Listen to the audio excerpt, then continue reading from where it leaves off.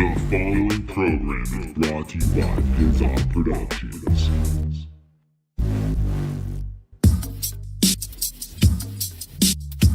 The podcast no one listens to, with Kevin Porter. Nice. It is 9:56 in the evening, and I'm now just starting to record this opening for this podcast. Please help me, for I think I am losing my mind. It is the 26th day without sleep. Super Mario Brothers is continually playing through my head. Where am I? You're on the level, Kevin. What level? Level 10. The ultimate battlefield. What's up, ladies and gentlemen? Welcome to a fucking all-new episode of the Totally Necessary Wrestling Podcast. Oh, wait. Fuck, I've been watching way too much professional wrestling. No, this is the podcast that no one listens to. And, fuck yeah, dude. Fuck yeah, we're back with an all-new episode. Again, dude, I'm coming off WrestleMania. My head is delirious. Not the wrestler, but just delirious from too much professional wrestling. I'm hungover. I need a break. I need to go on a vacation. So, I don't know. What's up, everybody? Dude, again, welcome to an all-new episode. Dude, we're episode fucking 96, dude. Fucking... After this one, we only have 3 more episodes, right? We're at episode 100. What kind of surprises do you got for us on episode 100, Kevin Porter? It's like, I have one. I have neither confirmed it, and I need that within 3 weeks. So if you're listening, that special guest, you know who you are. I've hit you up. I've asked you to come on this, but you've never been on here. Ooh, brother. Take that in a little bit, man.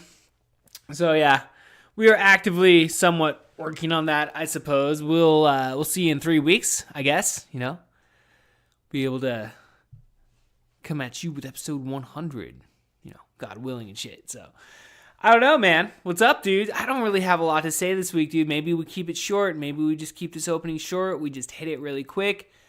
I tell you what's coming up, what's coming out. I know as you're listening to this, I'm sleeping. I fucking went and saw the Interrupters last night. And kind of speaking in like future and past and present tense all at the fucking same time. Like, holy shit, I'm blowing my mind, man. What level am I on again? 10.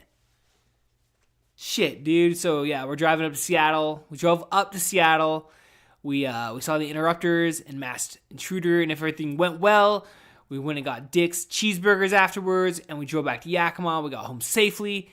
I uploaded the show, and then boom, I sleep for 5 hours and then go to work. So that's going to be my day this coming Thursday. But hey, it's Thursday. It's almost Friday. So again, we're speaking future past tense. It's fucking blowing my mind, man.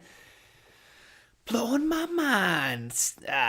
Yeah, dude. I don't know, man. This week's been it's been a good week. I've had a good week this week. I got nothing negative to say about what's going on right now. You know, we're just going to work. We're doing the podcast. We went and, you know, we watched all this fucking wrestling. I think Jessica wants to fucking kill me right now. If she ever has to sit through another fucking session of professional wrestling, like Monday and Tuesday, I'm like, yeah, we got Raw and SmackDown. She's like, what? What? You watched, like, I was like, man, you know what the fucking stupid part is like, I've been telling her for weeks. It's like, hey, yeah, WrestleMania's coming up in a couple weeks. I'm going to be really busy that weekend. I got, like, a bunch of wrestling to watch. And she's like, oh, yeah, we should go out to eat on Saturday night. We should go out to eat on Sunday night. I'm like, what part of I am super duper busy this weekend that you did not understand, lady? Where are we going with this? Huh? Yeah, no, I went Saturday and got food. So I paused the show because I love my wife. And of course, I like food. So it's like, yeah, we went and got some dinner. I got some fish and chips, which is like, why do we even call it fish and chips? It's fucking French fries. I got fish and French fries. And it came with tartar sauce. It was delicious. Yeah, dude, it was fucking good, dude. It was fucking good. I drank a Mac and Jack. It was the first beer that I've had in like 2 years. So that tasted really good. It was over 2 years. That was good. I only had one. I only needed one. This time around, you know, when it comes to drinking, man, I want to like, you know, like, not yeah, I guess kind of respect it, It's like, I know how it is when I smoke weed. I only take like 1 or 2 hits. Well, hey, I only need 1 or 2 beers to have a good time. Don't drink and drive. We're all good.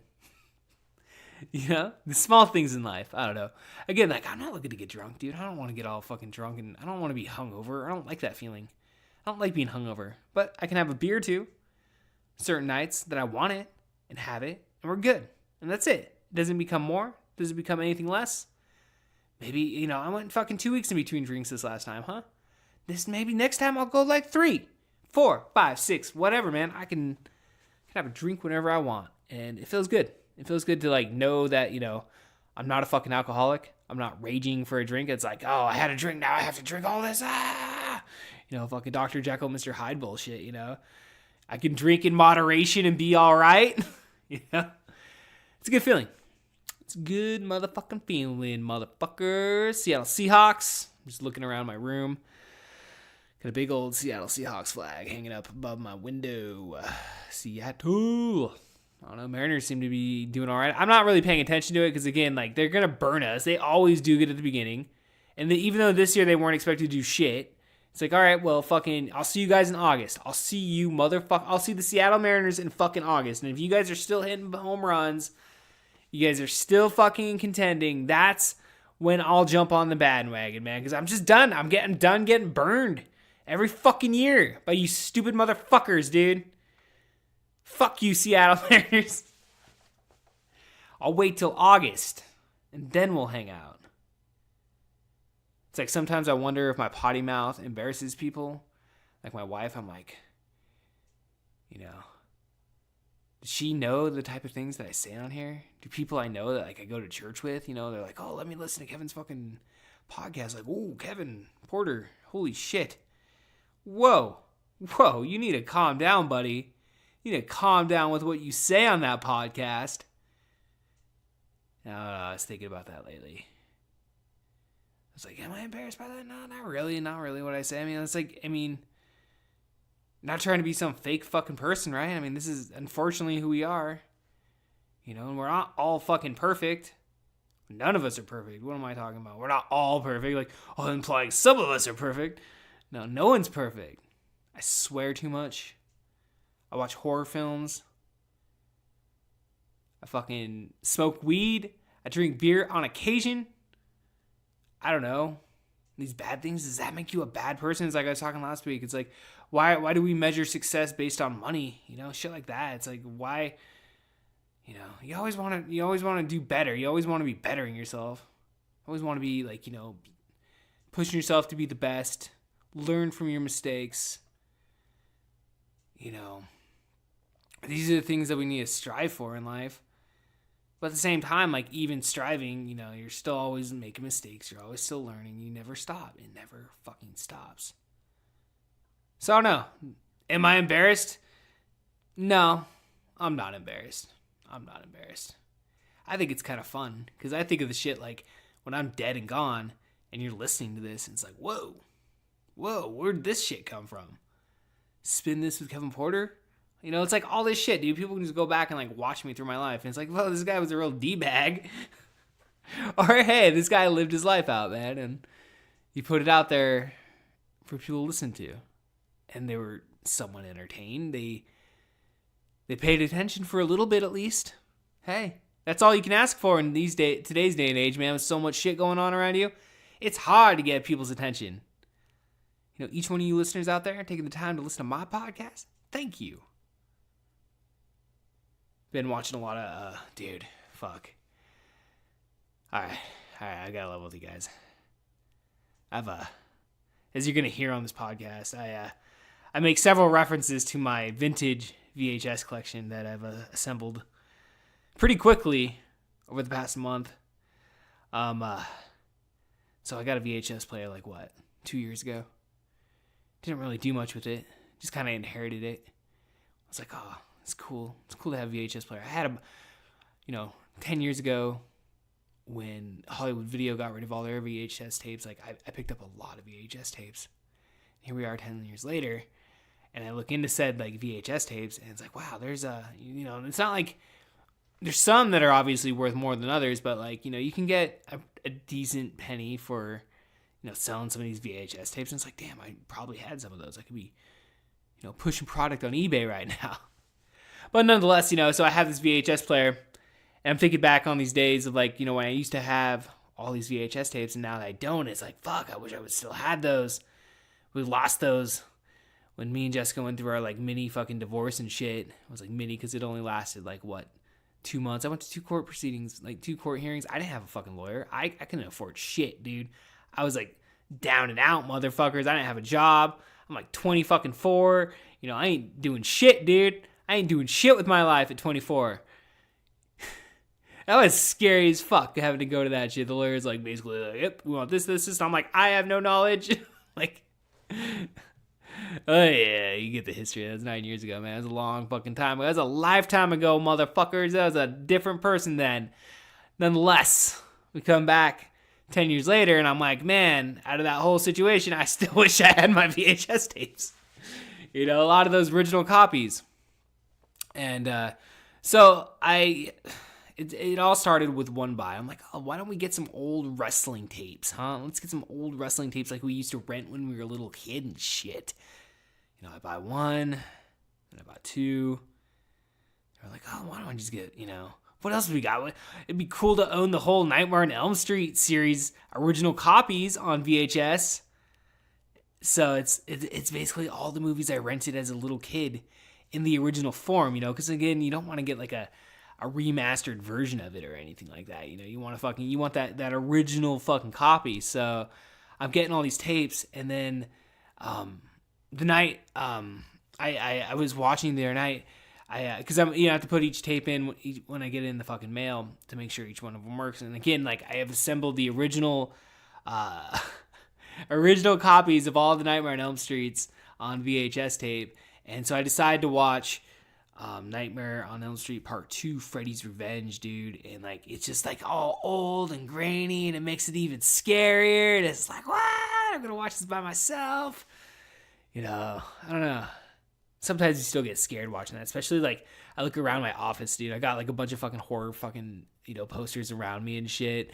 And, you know, I'm in this old garage where there's just like, you know, it's old as fuck and scary. And I mean, Brandon Allen's been out here, and even he, like, I had to go inside to like go use the bathroom or something. And like, you know, I'm like, oh, I'm going to go in there really quick. And he's like, oh, you know, I'll follow you. And I'm like, oh, why? You fucking nothing out here? And he's like, oh, you know, I don't know, man. It's still pretty fucking scary out here. You know, it's a creepy fucking space, dude. But, you know, sometimes, yeah, you just watch scary movies by yourself. I mean, like, I don't know. Fucking Jessica doesn't watch that shit with me. I watch this shit by myself. I don't know. It's kind of sucks. Kind of sometimes you wish, like, she'd watch it with you, and then, you don't know. It's a lot funner, I guess, when it's by yourself. Kind of like, I guess, like, you know, kind of a throwback to when you're a little kid and shit. You kind of feel like a little kid point. I don't know.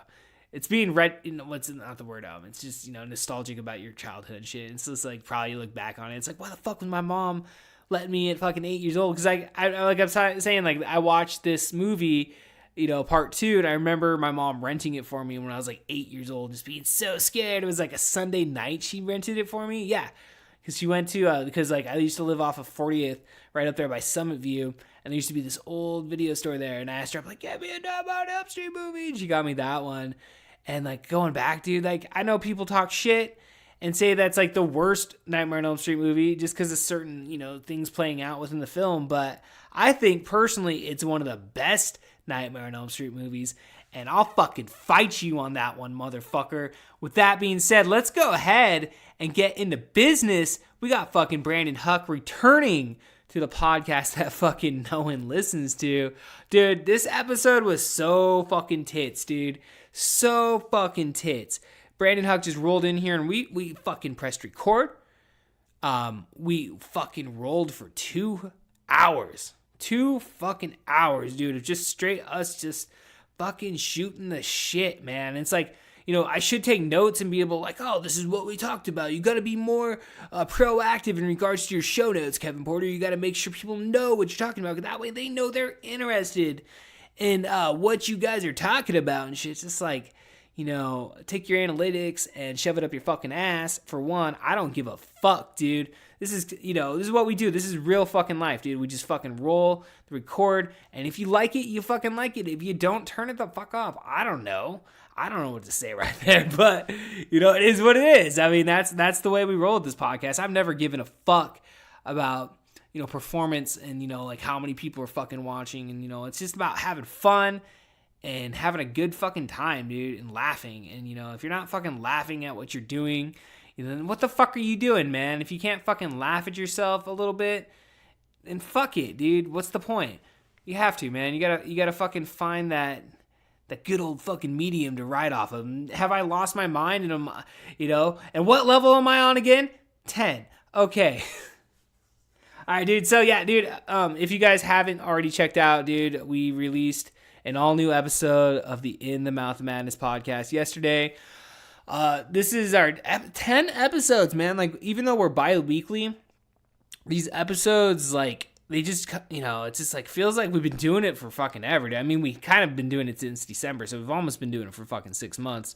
But nonetheless, man, I mean, these are fun fucking episodes, dude. Again, like, I just talk about having fun and talking shit, dude. I mean, like, these episodes, they're not meant to be, offensive in any sort of way. I mean, it's just 3 guys sitting around just bullshitting, dude. And this is the way fucking people are. And if you can't admit that this is the way fucking people are, and people just sit around and just fucking bullshit like that, then you're fucking living in an alternate universe. And I pity the shit out of you, because if that's the way fucking people live, just judging others based on the way they fucking talk and the way they fucking think, then go fuck yourself, motherfucker. I don't got time for you. But with that being said, dude, these fucking episodes are funny as shit, dude, in my opinion. It's the only thing, like, I don't go back and listen to these fucking episodes ever, dude. But I will go back and listen to these episodes that I do with Dustin and Brandon, just for the fact that, like, we record that we bank them, and, like, so it's like, we recorded that like a month ago. Like, I don't remember what the fuck I said, a month ago, let alone like 2 days ago. So, like, when I record these things, like, it's kind of maybe reckless to do that in a sense, but at the same time, I mean, it is what it is. You put your life out there. I don't expect to ever run for a political office, ever. I never expect to. You know why? Because people are going to dig this shit up, and then we're going to have a fucking problem. So... we keep it as is. I'm public access. I was born public access, and I'll die fucking public access, motherfuckers. I operate on a very low level with a very low standard in regards to quality and fucking yeah. I don't know, man. I don't even know what the fuck we're saying in this opening, dude. This is such a weird fucking opening. Like, we're getting so into it with these things lately, and it's just like, if you sit through these and listen to this, without fucking skipping the shit past with the 15-second fucking little marker there, kudos to you, man, because man, sometimes, I don't know what the fuck I'm saying on here, and again, it's just like, are we getting ourselves in trouble again? Are we embarrassing ourselves? Or are people gonna be able to look back on us and be like, whoa, shit, I was related to that guy? Listen to his voice. So gross. Sounds like 2019. Jeez, what a fucking jerk. All right, ladies and gentlemen, with everything being said, you know where to find us. I present Kevin Porter of Pizzot Productions of the podcast that no one listens to presents Brandon Huck. All aboard! Brandon fucking Huck, what's up, dude? Welcome to the podcast that no one listens to. But they're listening to it now. What? Hey, this is Did Brandon. you just tell me? How you doing, Kevin? I'm doing really good, man. Just threw you for a loop on that. It threw me for a loop, dude, because sometimes I don't hear from these people, dude, so, like, they're out there, but they're not out there, right? Because, like, they don't affect my daily life at all. The numbers are there. They're listening. They're listening. But who's listening, though? That's the question.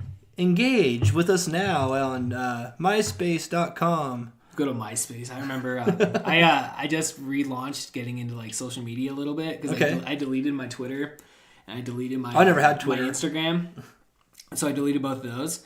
And then slowly but surely over the last like 3 months, I decided I was like, oh fuck it, I'll go out and get it again. And so like, but instead of like doing it, I'm not pushing any of my like podcasts on there really. Like I have my link on there for my website, but for the most part, I just post up random shit that I like. And but like my username, instead of doing like, the podcast that no one listens to or spin this through Code Reporter, I'm using my old instant messenger from AOL. So it's Neon Bunny 420. Oh God. On Twitter and on Instagram. Man, I mean, I love weed.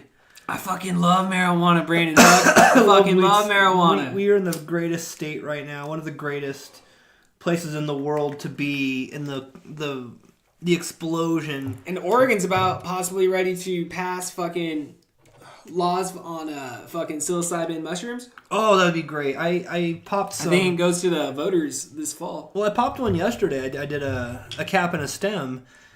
And, I had a nice little body high, get a little tingly, nothing too crazy. I didn't get visuals, but I definitely, I don't know, maybe it was just part of the activities my friend and I were engaging in, but we were playing a lot of old Sega Genesis. That's my jam, Brandon Huck. That's my jam. I came up on, I doubled my Genesis collection a couple weeks ago. The local place for $5 a pop, like a lot of great inbox titles, and some of the classic Disney ones. Ooh, those were always fun Aladdin, The Little Mermaid. Ooh, that's an underrated Sega video game. Dude, right Little Mermaid, we ended up kind of brushing it off at first, but then we ended up playing like 4 levels of it. We got into intense. It got good.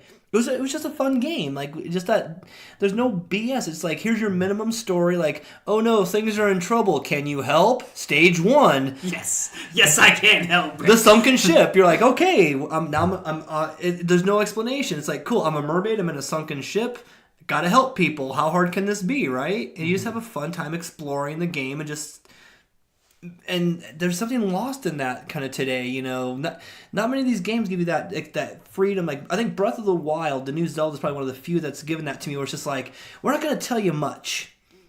Very little, in fact. You got to figure this out. You got to play it. Minecraft is like that. You got to kind of figure it out. Minecraft's intense, dude. I see my kids play that shit. I guess that's some intense fucking shit for modern video games. Oh, dude, I remember playing online with my nephew a couple years back. One of the first times we ever played online on the PS3 with Minecraft. You can play Minecraft online? Yeah. I guess you could, yeah, right? And he kept... I was building this like little house kind of thing, and he kept like killing me and like pushing me off and killing me. And so I built like this was like... I'd probably say like in real height, probably 3-story tall ladder, and then built a room on top of that because there's like no physics in that game. Just as long as it's a place in the square in the XYZ axis, it could be placed. So I built this room up and then just destroyed the ladder basically, and he was just like getting mad because he couldn't come up to my little secret room in the sky. Why couldn't he access it? Because I destroyed the ladder. You destroyed the ladder. I didn't teach him how to build a ladder to go up to the room, and so you just gotta go through your presets, man. So I would like be building. I would take all these. I'd go out and get wood and build all these things, and he would just kill me as I'm in the middle of building. Like, hey, help build us a house. What a little dick, dude. Little dick. Well, that's okay. He's going to be visiting here about a month from now, and he's 8 years old, and he's really been picking up on video game culture. Like, he's really getting smart with it.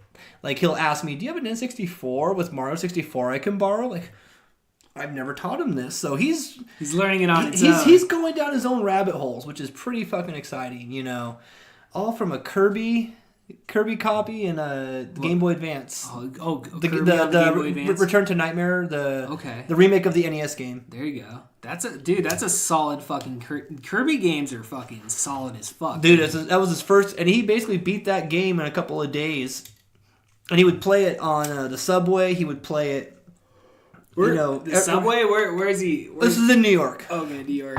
Like, I had to teach him, like, when we're on the platform waiting for the train, it's not the time to bust out our, game system or phone. Now the subway's here, we're settled down, we're going to be here for a few stops. Now we can, here's a safe place we can stop and play some video games. We're not standing in people's way. We're not, it's just getting bad out there with people in this. Just, you think so? Oblivious to everybody around them. Oblivious. It's amazing. I saw a guy run a red light just before I came here today, and I was just like, kind of making fun of him in sign language, calling him an asshole and like, what are you, fucking stupid? And then he sees me. What that little fucking asshole say to me? He pulls over and he's just like freaks out waiting for the wave of cars, and he waited for the light to change and me to get through it. And then I see him on my rear. I'm like, you just bitched out because you got called out for running a red light. Well, if I wasn't nearly killed 12 years ago by someone running a red light, I'd have a little more love for that. That's a scary situation right It there, is dude. scary. You gotta watch out for people these days, dude. So that's why I got no love for it. It's like, take a minute, whatever you're... it's not that he was texting. He was just driving. He had no clue. He went through a red light. Just clueless. He's clueless. Just didn't care. Drugs. He's on Probably. drugs. Probably some like fucking Prescription. probably some legal prescription drugs. Prescription shit. It's all prescription shit. It's like legal fucking heroin, bro. I know, it's terrible.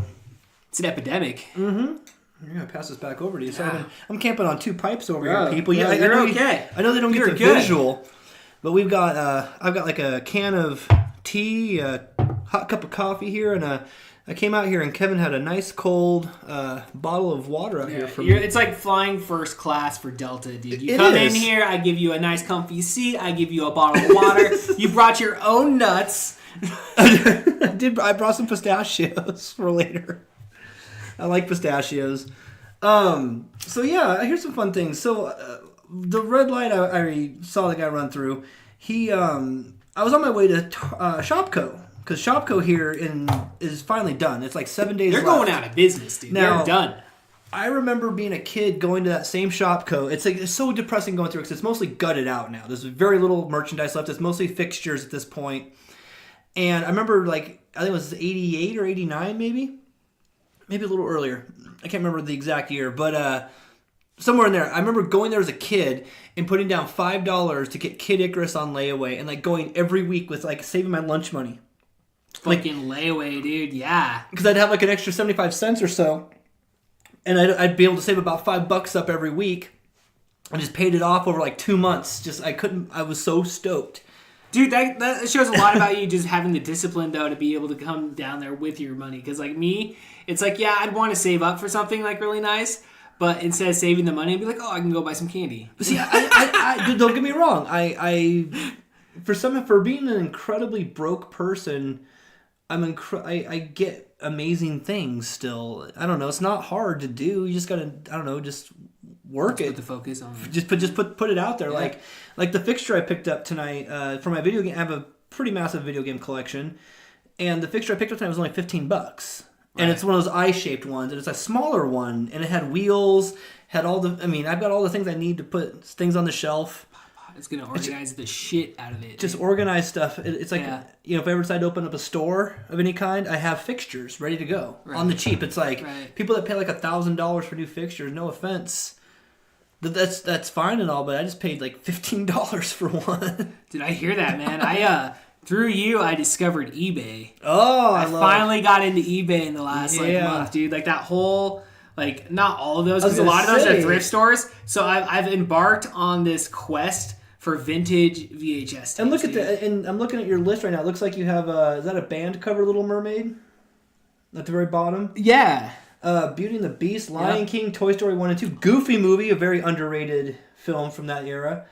DuckTales the movie, Space Jam. By the way, I'm going to get that on Sega Saturn. That's on my short list. Amazing. Johnny Quest, Aladdin, an Aladdin trilogy here. Yeah, I have all 3 of the original Aladdins. Yeah, and you have all these other great, I'm seeing Blazing Saddles, Kindergarten Cop, Who Is Your Daddy, and What Does He Do? And those are all $1 though, dude. And do I spy Star Trek VHS down there? I have the first and the 4th and the 5th. First Contact got you. Yeah. That was a good series. They were good, dude. And then I got Nemesis, too, 2 days later. I went to Goodwill, and they had Nemesis. So I got Nemesis and watched it that night. And it wasn't as good as First Contact. It's not. Nemesis is one of the worst. But dude, it had what's his name, Tom Hardy in it though, and I was pretty amazed with that. Still entertaining. Yeah, I liked it, dude. I like fucking Star Trek. Dude. Yeah, don't be ashamed. And I was always ashamed of it for years. Thinking that's how I was with professional wrestling, dude. In high school, I didn't tell anybody I watched professional wrestling just because it was so I get made fun of, dude. But then if you look at Trek, you think about some of the concepts that Trek taught. If the old adage is true that Philip K. Dick, L. Ron Hubbard, and Gene Roddenberry had a friendly bar bet that who could create a religion, L. Ron Hubbard won, as you know. Of course. Philip K. Dick, I think, dropped out of the race, and Gene Roddenberry's he turned it into a sci-fi show we call Star Trek. That's how it goes. That's the old Snopes me if I'm wrong, but I've heard something along those lines. I don't. I'm sure it's all bullshit, but nonetheless, You never know, dude. But You never Roddenberry, know. if you look at the way, if you take the philosophies of Star Trek, like, what's the here? Let me ask you a question. Have you picked up what the currency unit is in Star Trek yet? Well, it doesn't seem like they have currency. They though. don't. Yeah. They've evolved a society beyond currency. It's about what you can provide. Yeah, because when they went on First Contact, she's like, "Oh, what do you guys do?" He's like, "Oh, we are far advanced over your earthly 19, whatever it was, Yeah. 2041, wasn't it? Yeah, or some yeah. shit, or like but 60s? before the warp core, Yeah, it was like the before warp 2060s. Yeah, Yeah, that guy's all fucking drunk as fuck, dude. I love that guy. Like, I forget. dude, that his movie's so good. character's And then the name. Borg.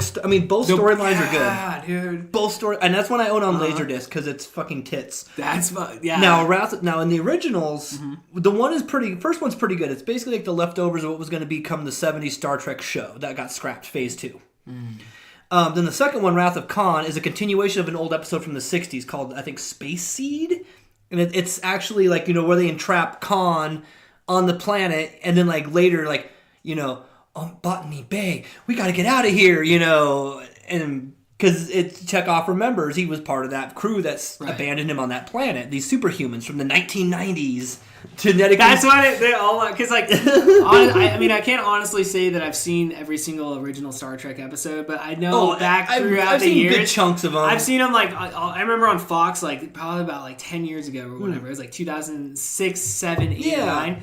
Like at like 10 p.m. on Sundays, they would always play fucking Star Trek. I was living with a friend of mine in Seattle at the time, and we'd always catch that on Sunday nights. Yeah. We would sit and get stoned and watch Star Trek. Yep.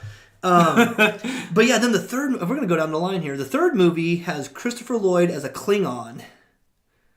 Christopher Lloyd as a Klingon. Oh my gosh! Right about the time he was doing, right before he did Doc Brown. Yeah. Oh, right before it. Okay. Yeah, it was 83, 84. Yeah, because that was 80. It was 80. And then the fourth one, Voyage Home, they time travel back to modern day San Francisco of like 86 or 87.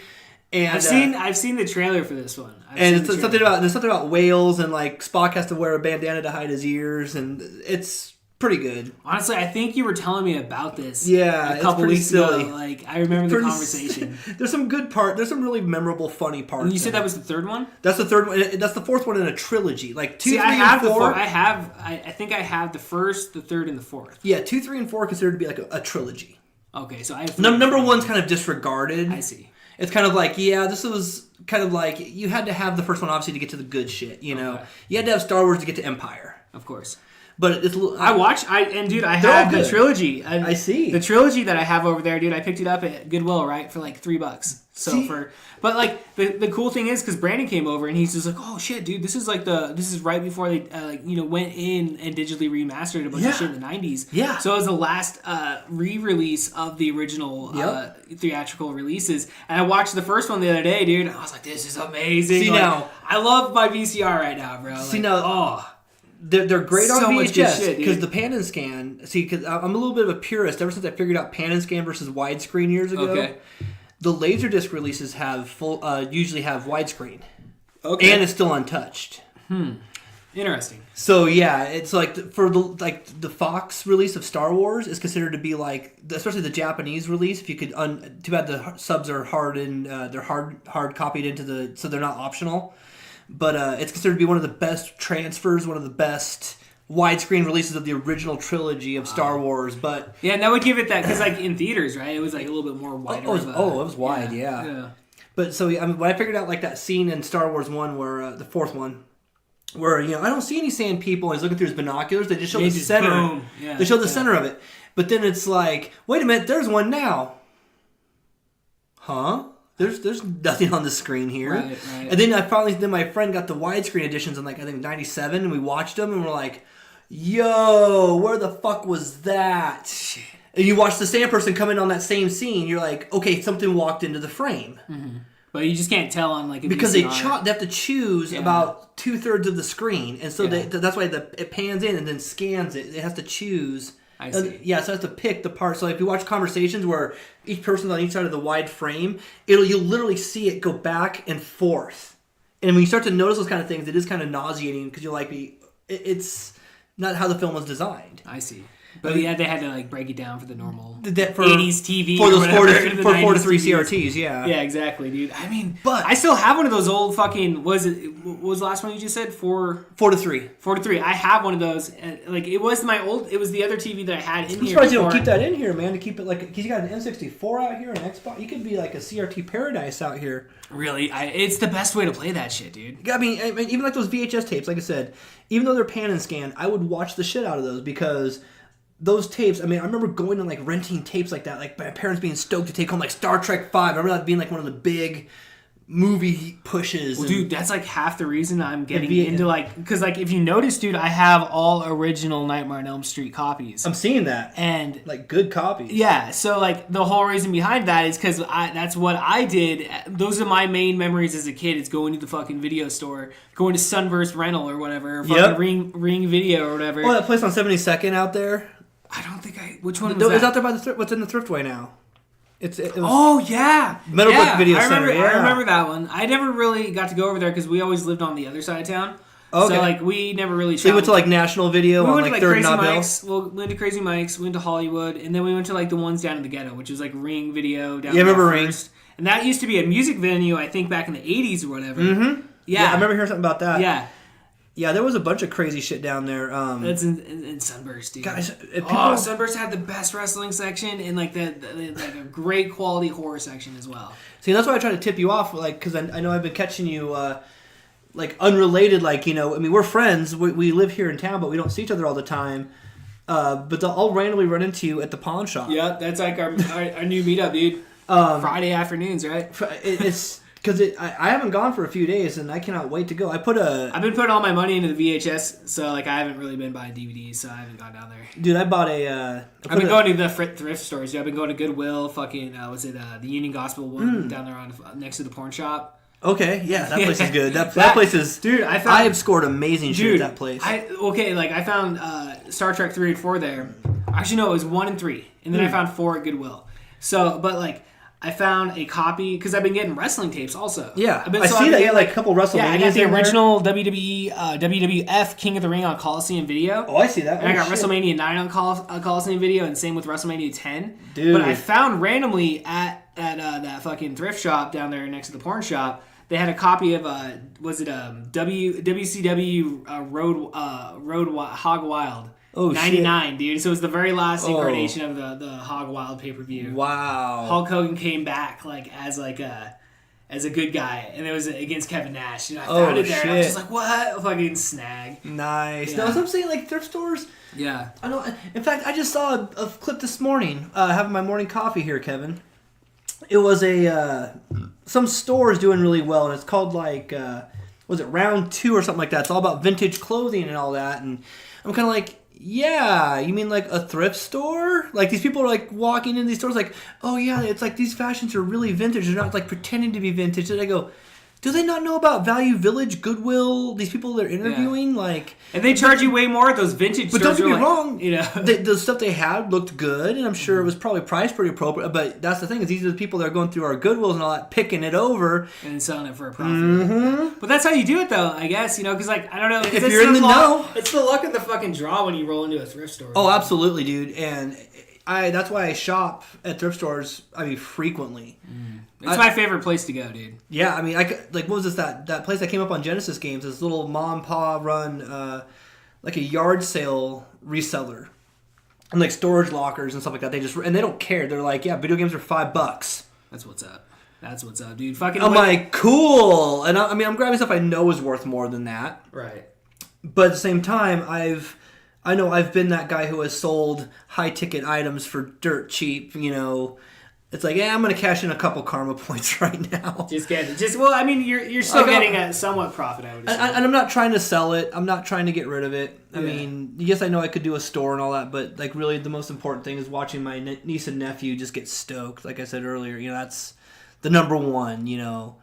And plus, it's just really fucking cool having an awesome video game collection. Like, I always hate that. Oh, man, I wish I kept my PS3. I still got my fucking PS3. Bitch, I got 3 of them. No, I think I have all the iterations of the hardware, like the main, the fat, the slim, and the third, like that slide top you got. And then I have a fourth. I don't like those slide tops, dude. I like the not the original one, I think, but the second. The second one, the slim, yeah. Yeah. I got a 40 gig fat from a GameStop because some guy was trading it in and he didn't want to be bothered. He had no cords or whatever. He's like, fuck it, just leave it here, throw it away. And it's like, I'll take that home. This is in Seattle during PAX. Shit. So I got me a fucking free 40 gig. That's the one I had. It was the big fat one. Yeah. Yeah. Okay. So I have a spare 40 gig fat, if I ever need it for something like... Mine got broken, dude, so I had to buy that fucking...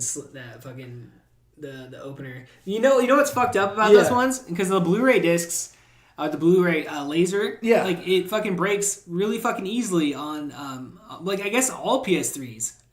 The early versions at least. It had an issue. My 20 gig, I had to launch 20 gig, like a backwards compatible, and it doesn't read discs. And if it does, it's rare. It's kind of like it'll read it for a second. But here's the thing, dude. And it's like, I'm done. My friend Dustin, he found a cheat code. There's a fucking cheat code. This little fucking 15-year-old kid was like put out this YouTube video, right? And it's just the just a normal, how like you ever watch YouTube videos with like 15-year-olds or like teenagers and shit, and they're just like holding their shit. Like, hey guys, thanks for my video today. It's about we're gonna do the secret cheat code. Don't forget to like and subscribe. And that's exactly how it is, dude. But this kid, he shows it though. He's like, I'm just gonna show you how to fix your Blu-ray disc reader on your PS3. Yeah. And he turns it on, he puts the disc in, and then as the very beginning when you pop it in, close it, you just pick it up on the left hand side and just a little bit up.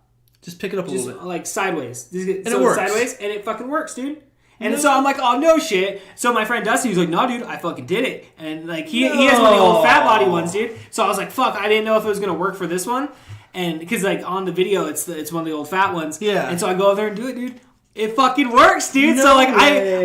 yeah, dude, because I was almost that close to getting rid of like cashing in all my PS3 fucking games and just like getting some PS4 shit. Like not getting a lot for it. And but you come to me with that because I'm trying to go for a complete PS3 set. Well, that's if I ever get rid of my shit, then I'll definitely go to you. But at this point, though, I'll make you an my offer. PS3's working, dude. So it's like I'm fucking using. I'll make it you a good offer that GameStop or. Because a lot of those places, I know they fucking rip you off, dude. Oh, they're on the tail end. They're the worst, dude. GameStop's the fucking worst, dude. I've railed on them any chance I get. I'm pretty sure every single time you've been on this fucking podcast and you talk shit. I'm sure there's been some bad, yeah. GameStop is fucking. They rape you hard. On your games. Here's the cursed blessing of GameStop. The blessing is the employees tend to be pretty nice. Employees are always nice. There's usually they can't fault them for just. Doing their job. They have policies in place. It's not like It's the corporate atmosphere, though, of that said fucking system that they have there, dude. And that's the hard... It's a corporate piece of shit, dude. And to sit there and watch them do policies, like, not just the trade-in policies, but the policy of, like, the last one that's on the shelf that's new... Like a brand new game. I don't know about you, but where I come from, a game is factory sealed. It still has the seal on it. The plastic is still wrapped around it, untouched, unbroken. That is a new game. That is factory sealed. GameStop has this policy of at least putting one copy out. Like when Red Dead Redemption 2 was out, they had 8 copies at our local GameStop opened.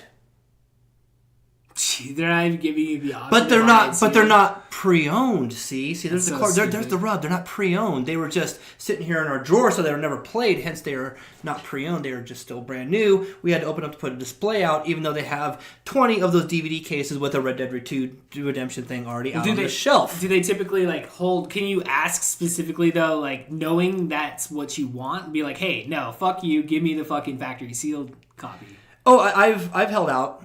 I've been like, well, this isn't the copy for me. Because I don't know about you, but 20 years from now, what am I going to do? Tell somebody like, oh, yeah, we're going to... The GameStop employee said it was never played.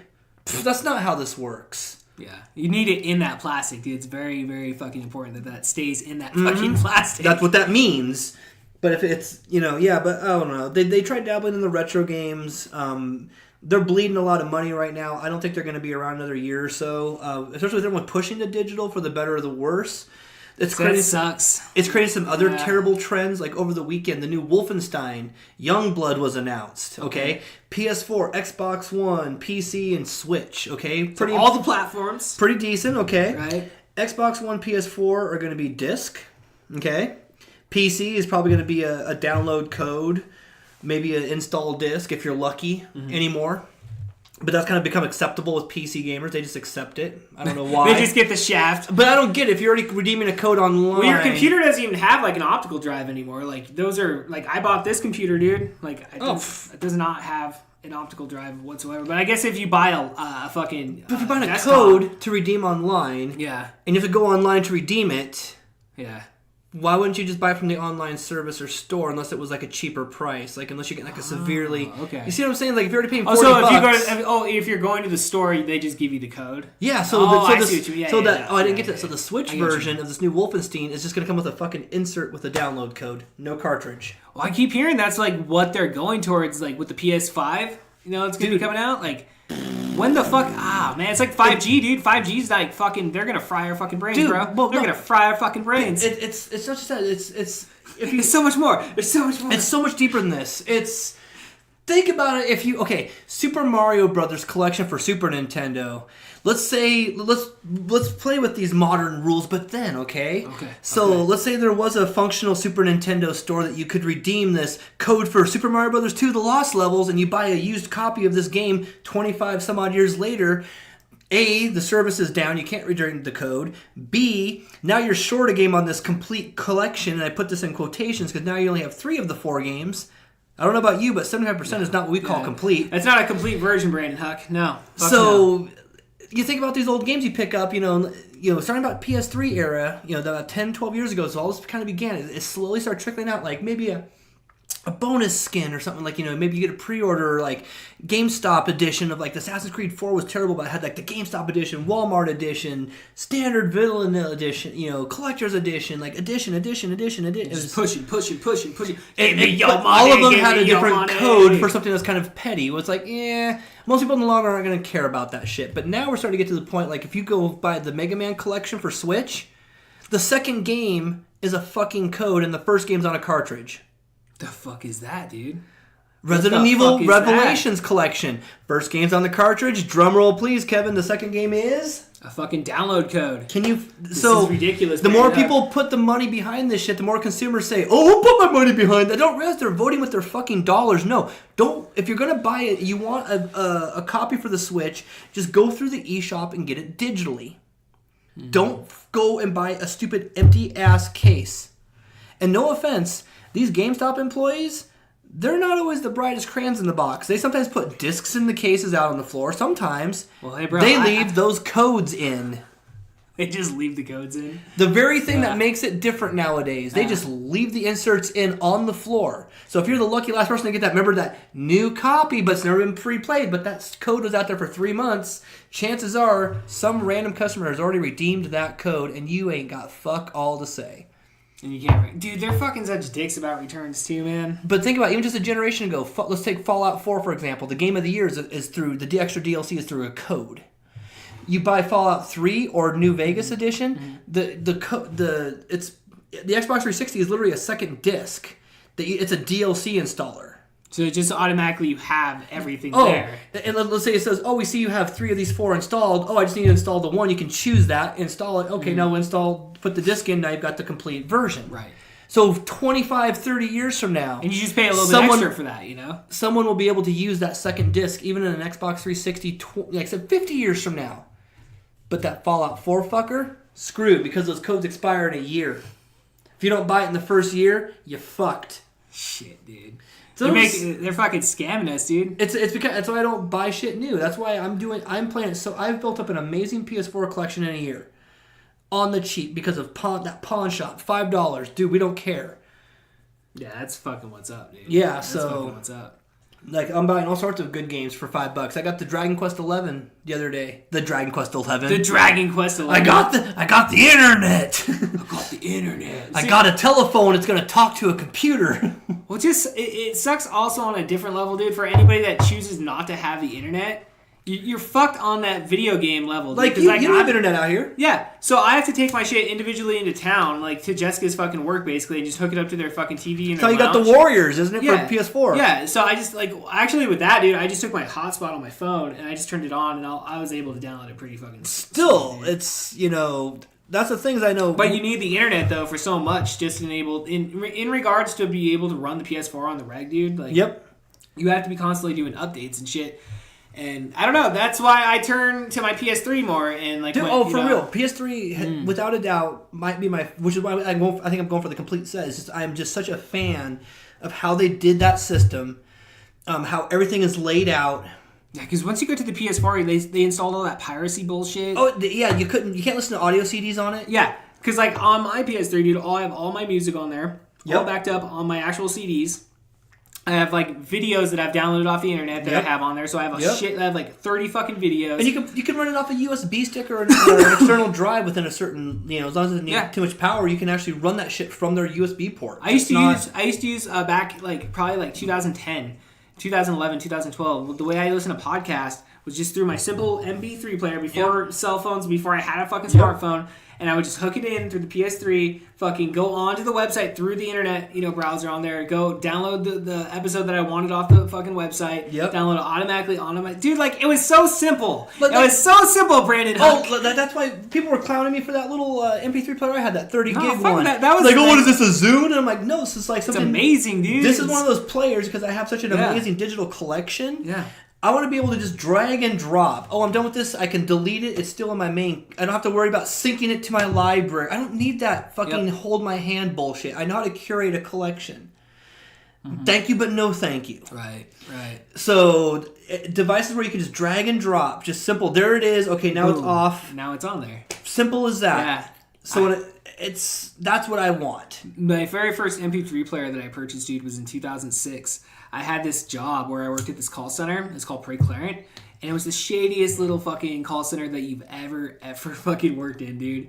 It's fucking, dude. I've worked some shady spots. It's it was like basically we provided credit card protection. So like people would go to fucking Macy's and they'd sign up for a new credit card through Macy's, right? Well, the person that's signing up for the credit card wouldn't tell them to uncheck the box there, and these people are too stupid to read the fine print. So they'd fucking get like this credit card protection that they charge you like, whatever percentage of. And so every time, they get that first bill, they'd fucking see that additional charge for credit card. I never authorized this. So every single time they called in, they were basically just a fucking circle. The fucking protection. And so that's all your job was, right? And so this place closed down soon after I left working there back in like fucking 2000. I left in like 2007. I was only there for like a year. Yeah. It was my very first job, dude. And they had this like some sort of points program where you were able to like accumulate points based on some like the amount of fucking calls you took and shit.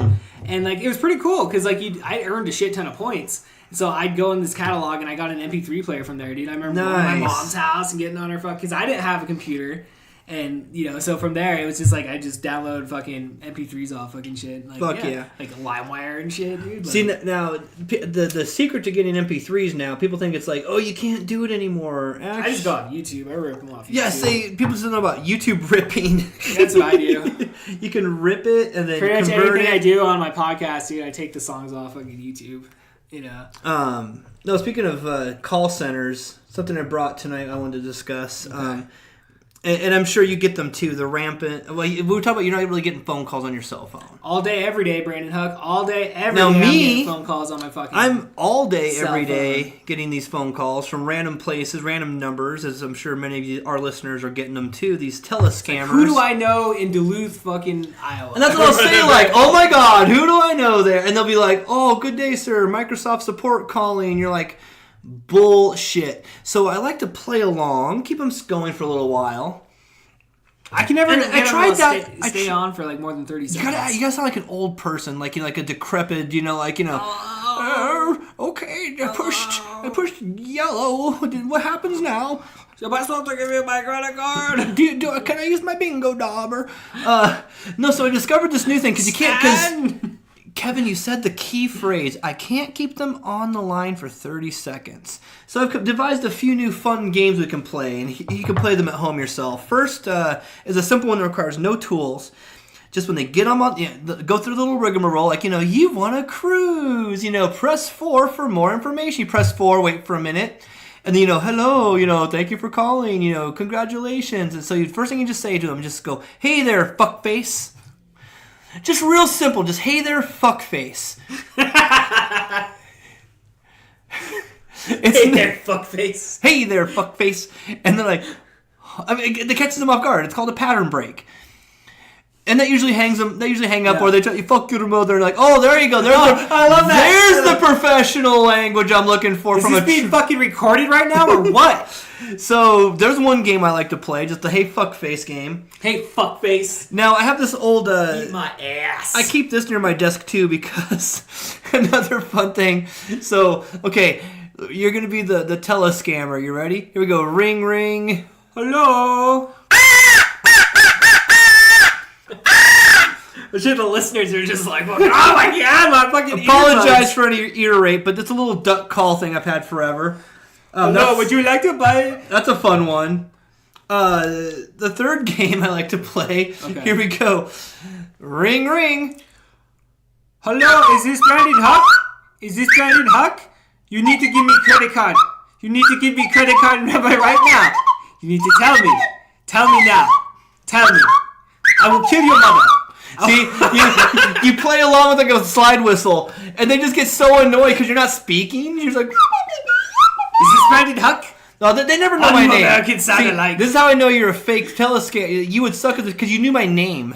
They don't know your name. It's all cold calls, dude. Yeah. Well, I just took I took the option of throwing your name in there for it. I know. Like, yeah, I'll throw a little bit of a personal touch on there. I know, Brand. Lastly, it's this Brian Cranston. That's Brian Karen. Yeah, this is Iggy Pop. No, this is Iggy Pop.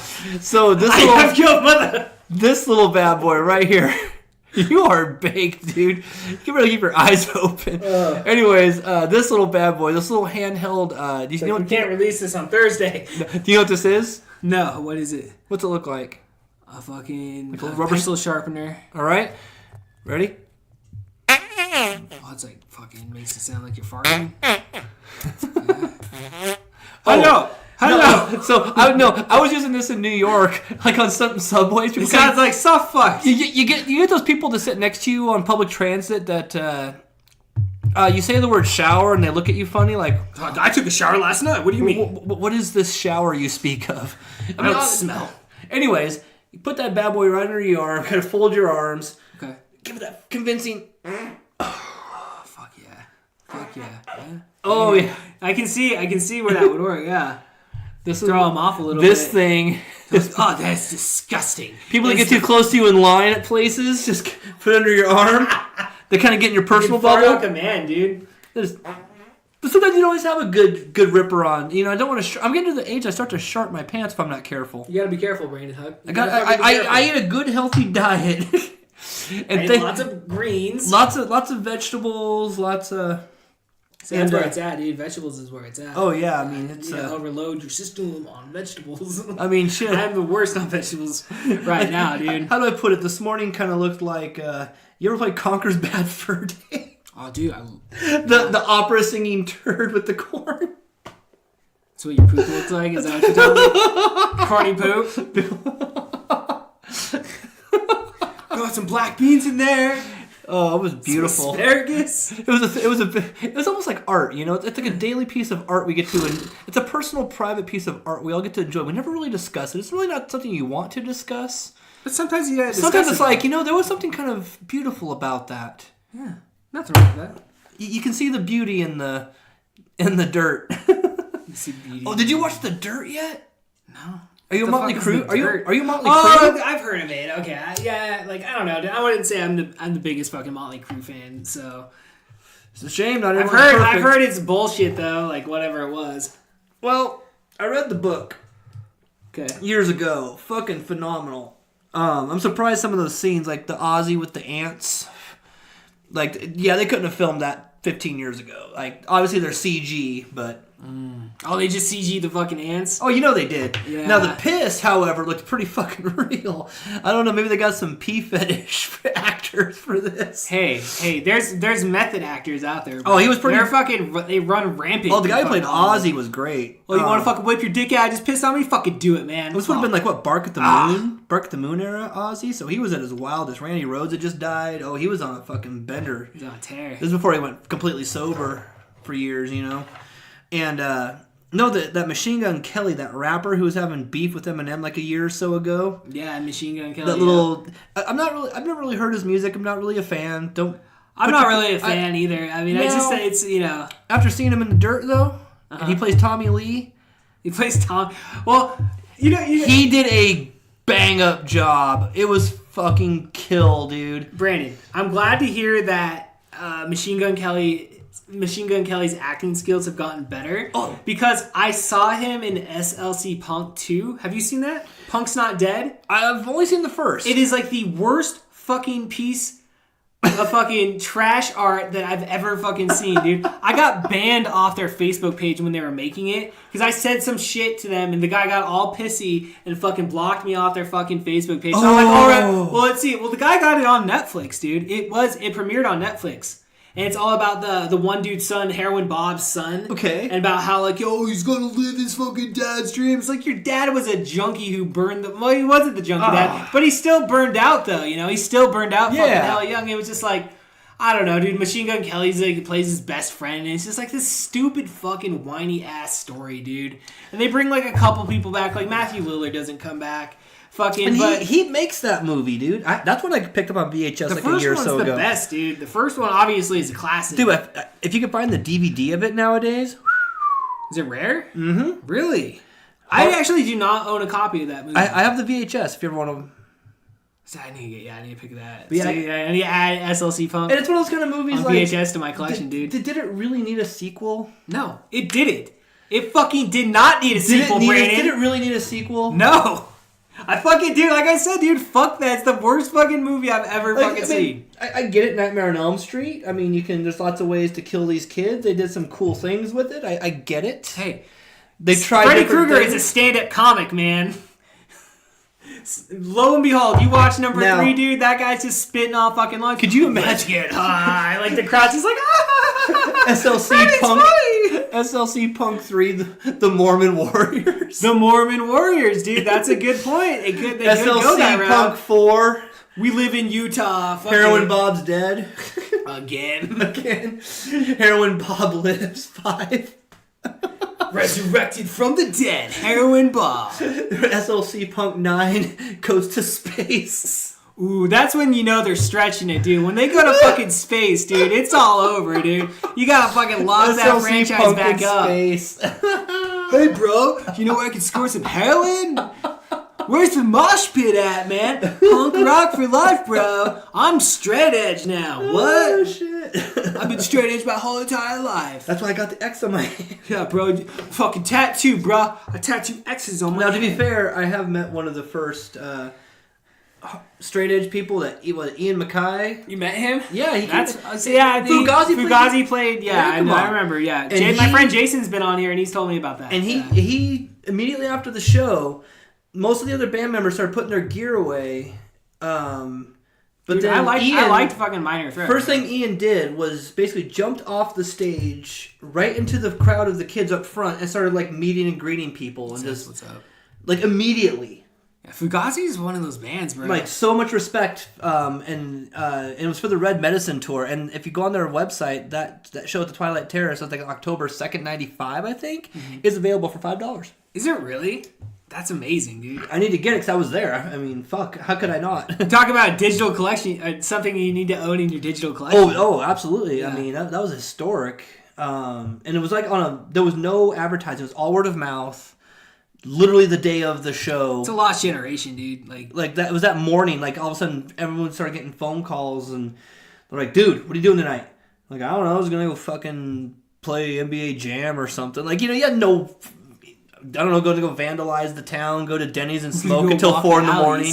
Yeah, you're gonna we will walk the alleys, motherfucker. Go to Mel's Diner at 3 in the morning for a milkshake and coffee. And you could still smoke cigarettes in there too back then. Yeah. So, then it was like, no, Fugazi's coming to Twilight Terrace tomorrow. $5 all ages, like all their shows. Where in town was this specifically? Okay, do you know where on First Avenue along like a block or two down from Kemper's? There's like a little block of like there's like a car stereo place there, and there's like right now it's a bunch of like that's fucking Ring Video. That's where I was talking about. That little fucking It was next door to Ring Video. Okay, and it was like this big, right now I think it's a travel agency or something like that. Okay, but it's right there. Yeah, that's amazing, dude. Fuck, I'm telling you, man. Like, there's so many times where I'm like, dude, I wish I was born in 1976. Like, if I was born in 1975. I would have fucking, gotten to live through all that shit that you're talking about, and like fucking the amazing shows that Yakima used to fucking in fact, be able to partake in, dude. The funny, I just this afternoon ripped the I promised Willie and Thane. So if you're listening, guys, I'm gonna finally do it and get off my ass and finish the job. Because it was so long to process these videos. I have a way to like kind of bulk process them now. But I'm gonna take the entirety of the 3 Rotten Apple CDs and upload them to YouTube, like track by track, with playlists. So because in fact, I've been getting comments from people like, "Hey, can you put up the rest?" recently, and I'm kind of like, I've been gathering any information I can get. I got some posters recently from a regular of mine at Trivia, Peggy. She brought me these badass posters from like that used to be on telephone poles here for shows I remember. Wow. Shows I attended. Wow. Like, oh my God. No, there was like about a once a month show going on here. And then when the Seattle music thing was going on, like 90 to 93, bands were coming here pretty frequently. And like, with the Posies played J.M. Perry in 93. Nirvana was supposed to play across the street from Kings Row with the Melvins in February 92, but they got snowed in. Is that the same place Green Day played at? Green Day never played Yakima. We played Sela. Green played Day, Sela, though. I know for a fact that Green Day played Lollapalooza 94. They were a last-minute addition as an opening act because I was there. So if it would have happened, it would have been like maybe like the day before, but I don't remember them playing Sela. Okay. Like, I have no information on Green Day being in Sela. Okay. If I'm wrong, please correct me and send me links. Yeah. Send me a poster. Well, yeah, and me being so fucking high, I don't know exactly what year it was, but fucking Jason Brumman came on here, and he lived through the same scene that you did. Yeah, you I probably saw him. Yeah, and like he told me about them playing the Sela Civic Center, so it could have been like early '90s, prior to them. Fucking just Alice in Chains played the convention center for Facelift in '90. Yeah, see, he's talked about that. He's talked about that. That existed. That was real. Love Battery played here numerous times at the Sela Civic Center. Yeah. Another little opening.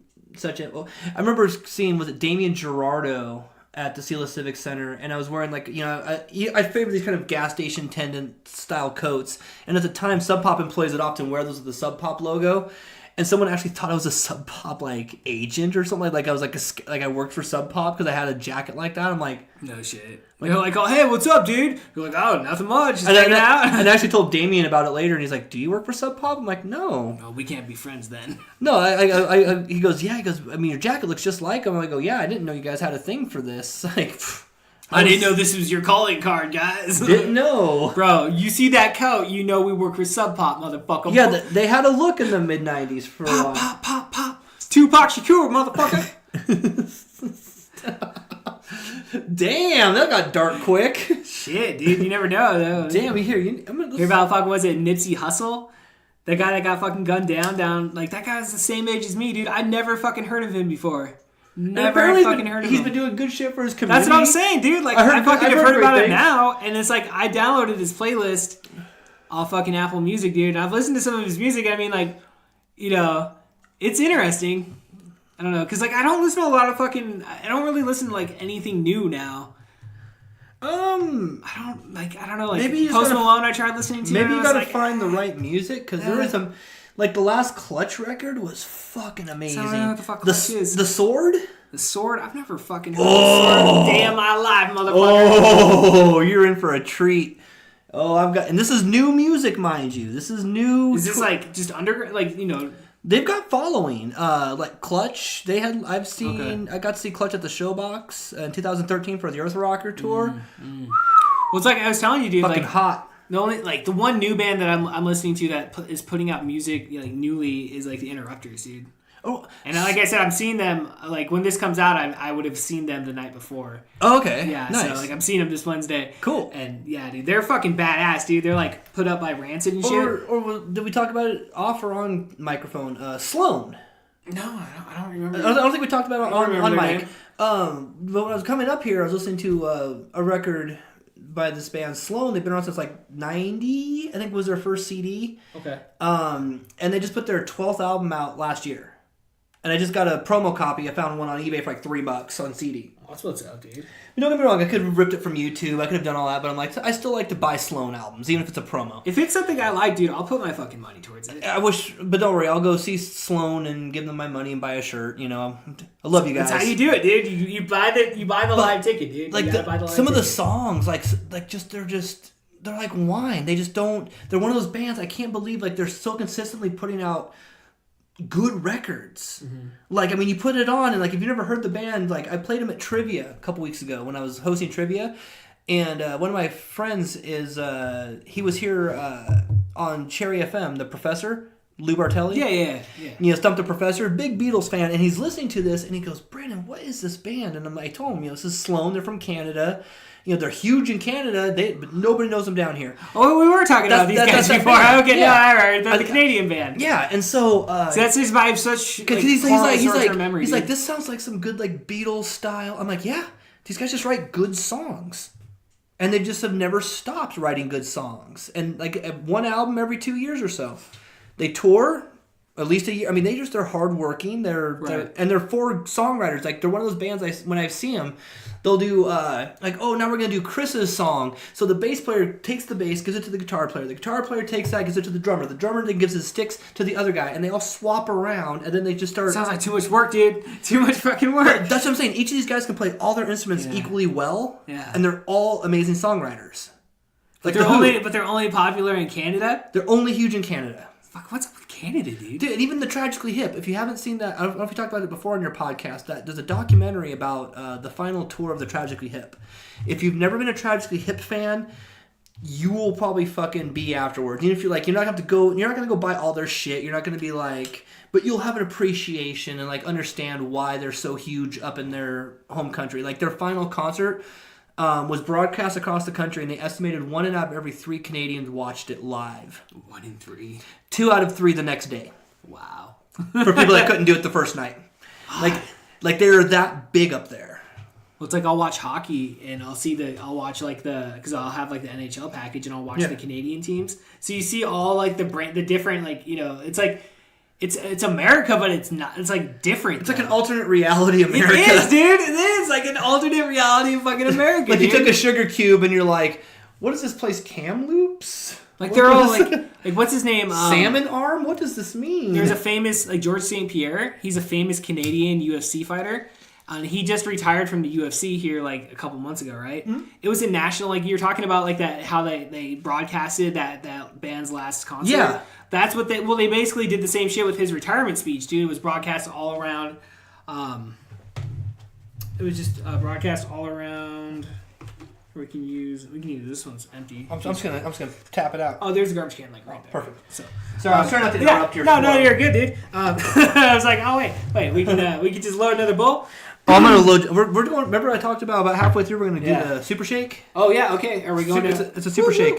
So but George St. Pierre, dude, he was the same fucking shit. Dude. Yeah, Canadians are fucking weird, dude. Like we don't do that in America for our sports people. No. I mean, ESPN, they aired on ESPN. I mean, they do, but it's like more. I don't know. It's like more like they're. I don't know, dude. It's weird. No, and they're great people. I mean, like every time I get to meet, because I've met Sloan each time I've seen him. And they're just the most down-to-earth dudes. And, like, the one guitar player, Jay, no one was, like, even bothering him. So he was just like, so, do you have any other questions for me? Like, what's up, man? Like, do you want to shoot the shit? Weed? Like, do you want to shoot the shit? And I'm kind of like, yeah, I'd be honored to, Jay. And I hung out with him for, like, 20 minutes at the bar after one of the shows, just blah, blah, blah, blah, blah, talking to him about, like, bands we dug and just, you know, they're just fucking down dudes, man. So they're one of those people, like...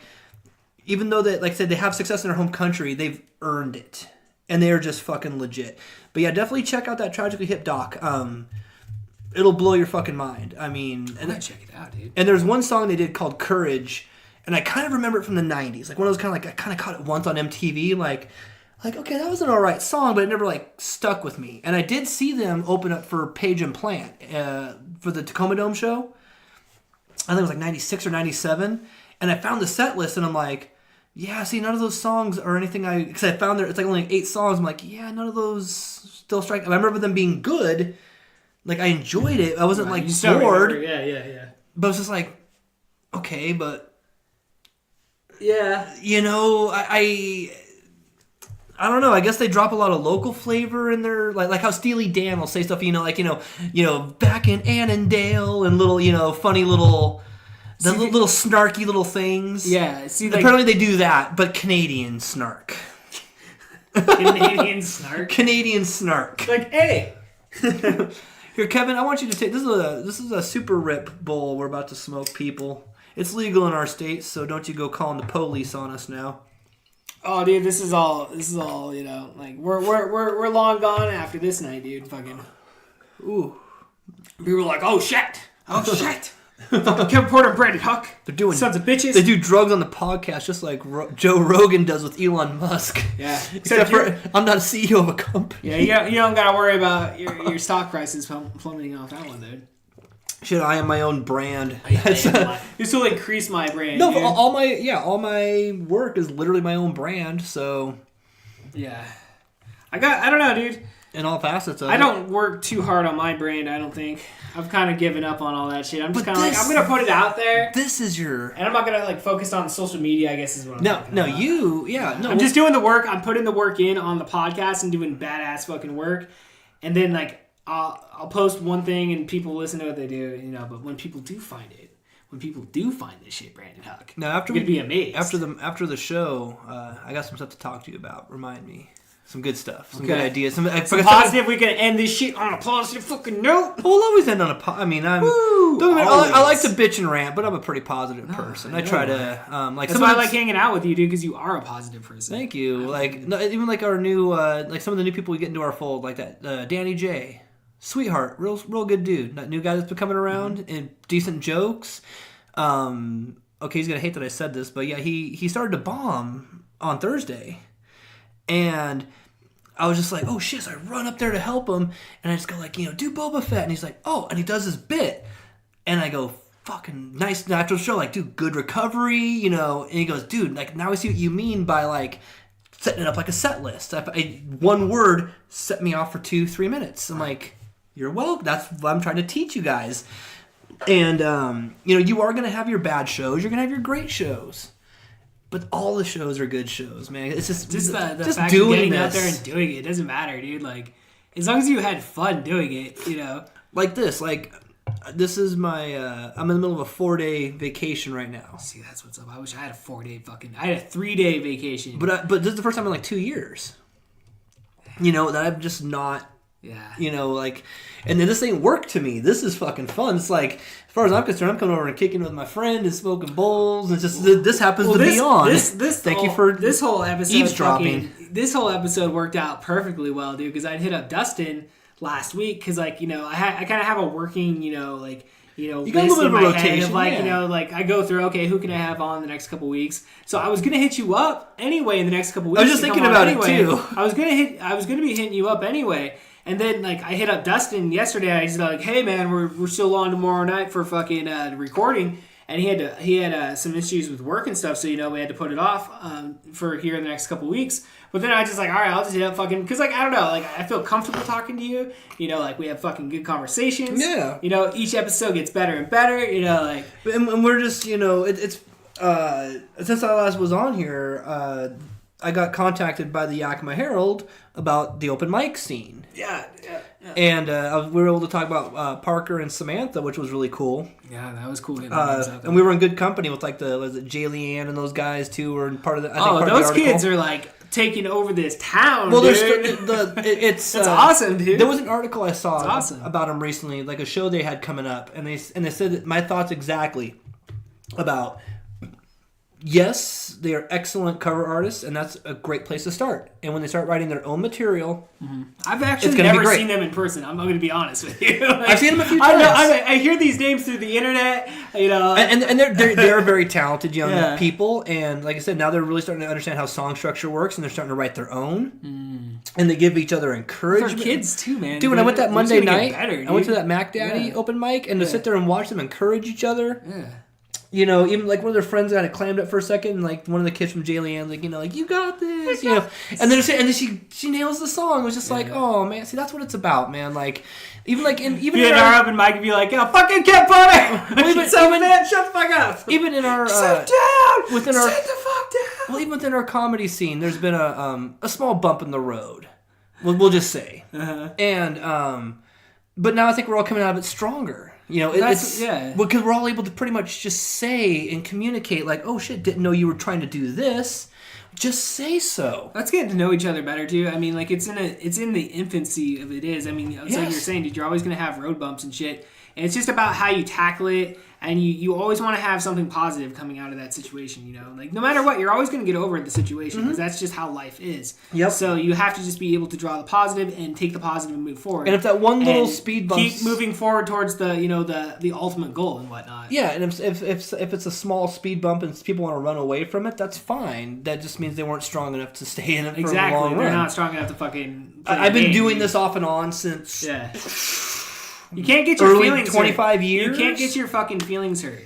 Yeah, you have to fucking look past it. I've had people laugh at me when I'm trying to do my thing on stage, like when as a teenager. I've had, and I'm trying to just kind of be. And to be fair, I mean, I was trying to instigate a little bit of reaction, but hey, you gotta have some fun some way or another, dude. And that's the thing is all my work. I just in my performances, it's just about having fun. Like, I mean, I need to get a hold of my producer from Burlesque, because we have hours of VHS footage that needs to be converted before it's lost. I've never seen myself really perform burlesque. I was in it for 5 years. I was too busy living the moment to really stop and watch and like you can't sit there and listen to all your podcasts. Yeah, no. You don't go back and listen to yourself. I will but go back. 10, 20 years from now, you're going to be listening to yourself like, I remember that session with Huck. I remember that session with Jaime. Yeah. Oh, that was a good one with Chevy. Like, you're getting a lot of the people here in town. Like I said, you're kind of yakking with Joe Rogan. I know a lot of other podcasts are coming up, and like you were saying earlier, good luck to them. We don't want anyone to falter and fail. That's not what we're in this for. There's plenty of room for everybody to play. Oh, there's lots of room, dude. It's called the world. I know. I hate this fucking... I compete on a global level, Brandon Huck. Like, and that's part of the speed bump, too. Is like, I have downloads in Indonesia and Australia, bitch. It's like, they had to explain to me their side of things. I'm like, I didn't think about that. And it's like, no, thank you for telling me from your side. I don't need that. Well, I mean, if you look at like all the great podcasts that are out there, man, they all support each other, dude. It's all about supporting each other. It's all about fucking pushing it to the next level. Even if I can't participate in all their activities, I try to give it a like. I try to give it a share when I can. It's...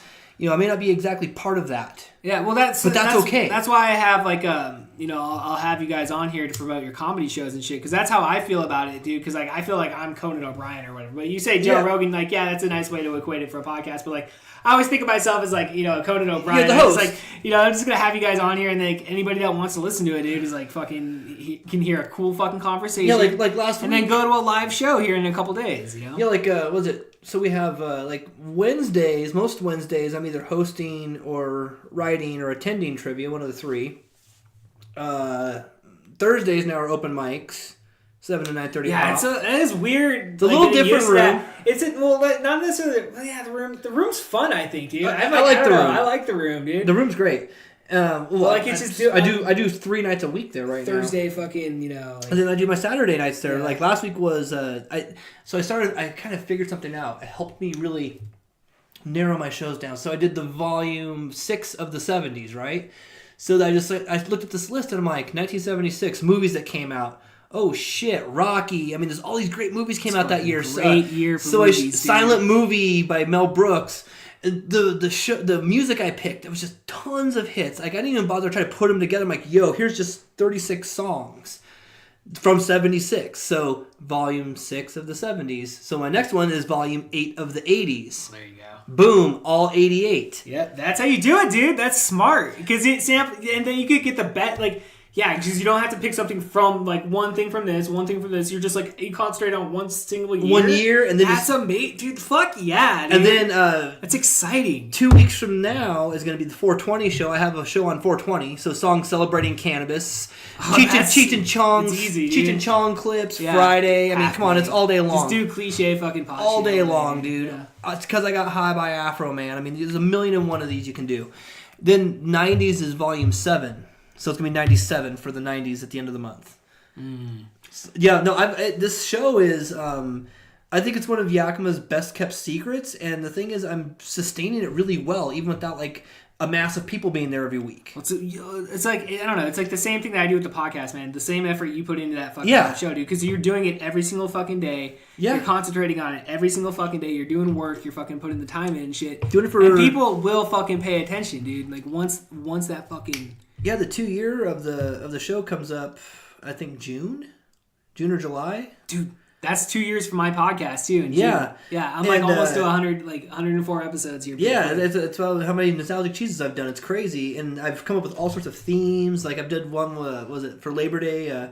Working for the weekend. So it was songs about work that are awesome, and songs that are sucks about working. Fuck this job, basically. That's amazing work that you're fucking doing there, though. Dude. It's a fun job. It's something I'm passionate about. It's something I started it's something that you realize sometimes, like you have strength over other people and you don't think about it like as being something special until you're like, oh dude, I am that guy who knows it all about music videos and modern pop music from the last 40, 50 years. Like, I am that encyclopedia everybody knows. Yeah. Do you know how many times a week I'll get a message, like, randomly from someone I know that's close to me? They're like, the lyric is blah, blah, blah, blah, blah, something from the 70s. And I'm like, oh, yeah, that was fucking Peter Schilling, Major Tom, 1981. They're like, what the fuck? Hey, Thank you. And they're like, we know you didn't have time to go, like, on and Google search. And I'm like, I know. You just pull it out, dude. Music, I love. Well, it's like I'm sure why physical media is awesome. Yeah, and I'm sure when you were younger and shit too, man, you were like all about learning and assembling that knowledge, because that's like half the fun. Because like I remember being like in 8th grade, like middle school and shit, going into high school and thinking like, oh, I'm so fucking stupid. I just wish, like you want to assume all this knowledge and shit, and you just want to get smarter at it. And then just through the years of gathering the information, just one day, you're just like, boom. But shit, I know a lot of fucking stupid random facts about, whatever it is. People of my generation, it was a big deal to see stuff like Michael Jackson's Thriller live. Like when that dropped, holy shit, a 13-minute video, and it didn't feel like it. It doesn't feel like 13 minutes when you watch it. It feels like 5 minutes at best, and it's just engrossing. See, I didn't get to witness that because I was like born in '85, dude. So when that was out, dude, I was like tiny fucking baby. So dude. as the '80s progressed, we got MTV early on, so I got to watch all these videos, and be exposed to all this random shit throughout the years. And like as I figured it out years later, I'm kind of like, oh shit, that was Aldo Nova. Okay, that's Fantasy. Like, oh, that is that badass song Saga on the Loose. Oh shit, I'm starting to figure out these obscure Donnie Iris, Aaliyah. I know these sound like weird names, but then you hear the song, you're like, oh, that song. For real, it's one of those things you've heard the main riff or something about it sticks with you, but you're like, who is this? Who is this? And you know them. You know every single time. I collect physical records and CDs and tapes, and I'm the guy who goes through and like, oh, this guy produced this for like a sports nut. Like, oh, this guy coached for this team. I'm going to follow his new team. There's got to be a way to cash in on this type of knowledge. That's what my nostalgic cheese is. That's how I cash in on the knowledge and present a 2.5-hour show every week, purely curated. A guy came up to my booth this Saturday. He says, what's the theme this week? I go, everything's from 1976. And he goes, Steely Dan Peg. And I look at him, I go, I normally don't take requests. I like what you're thinking, though. Unfortunately, that's 77. Oh. And he goes, fuck, you're right. And he goes, but I would allow it if Steely Dan did television appearances and or things that aren't just like modern concert footage. I'm trying to find vintage Steely Dan. It's hard. And I've looked. Damn, dude. Next step is like going to like Polish websites and shit. Why do you think just people like start getting rid of it? Or? Well, no. A lot of it's how bands used to present their stuff. Like You know, some bands refuse to play to a lip sync track. They insist on playing live on the show. Well, any good band's gonna fucking do that. Now, back in the 60s, 70s, and 80s, it wasn't so easy. You had to fight for that shit. No, I've heard that. That's where the late 80s, early 90s, when they started turning around, like, no. Like, if you see that clip of Nirvana doing Smells Like Teen Spirit on top of the Pops, it is fucking hilarious. They have to lip sync it. And so, like, Kurt Cobain's just like, like, not even, he's just like, not even like... He's like, fuck you guys. And like Dave Grohl's just like sticking his drumsticks in the air and like twirling them, like not even hitting the drums, and like he's like ting ting ting, like he's like ting ting ting, like that's all he's doing. I can't believe it's been 25 years since Kurt Cobain fucking killed himself, dude. That's... I've been on a Nirvana fucking kick the last couple months, dude. I've been going back and listening to like all Nirvana, dude. Dude, Nirvana was good. I love Nirvana, man. That was like one of the first everybody, that's like the first band you get into, dude. Like I don't know, at least for my generation, dude. No, like, my generation, that was like... Oh, we lived through it. Like, I remember it being a thing. See, I was a little kid when that shit happened. I was like 8 years old. You know, I was like your fucking nephew's age or whatever, dude. So I was like 8 years old when Kurt Cobain... I remember my cousin's like all sad as fuck. I'm like, who the fuck is Kurt Cobain? I watch fucking WCW. See, it was weird for me because... I had an older cousin who lived in the Seattle area, and he would hit me to this, like... the new music, and that's what's up. And so he gave me Nirvana Bleach in like '89, like after it came out. He gave me a dub, and I'm kind of like, that's my favorite Nirvana. And I remember hearing that. I remember like, whoa, these are guys from Olympia. No, whoa, they like, lived in Olympia and shit. But like you know, like like back then I was like, no way, like this is too amazing to be like local music. And then like Nevermind was coming out, and I remember reading, there was a magazine called The Rocket. We used to get it here at like Off the Record and Music Station. These record stores we had here in town, and you would get it every week from Seattle, and it would tell you, you know, little blurbs like what bands were in the studio, like, you know, oh, Mudhoney just wrapped up a single for Sub Pop, you know, Nirvana just wrapped up their second LP for Geffen, and it's just a breadcrumb. Right. We thought nothing. I'm like, what? There's a new Nirvana coming out? And then the single for Sliver came out.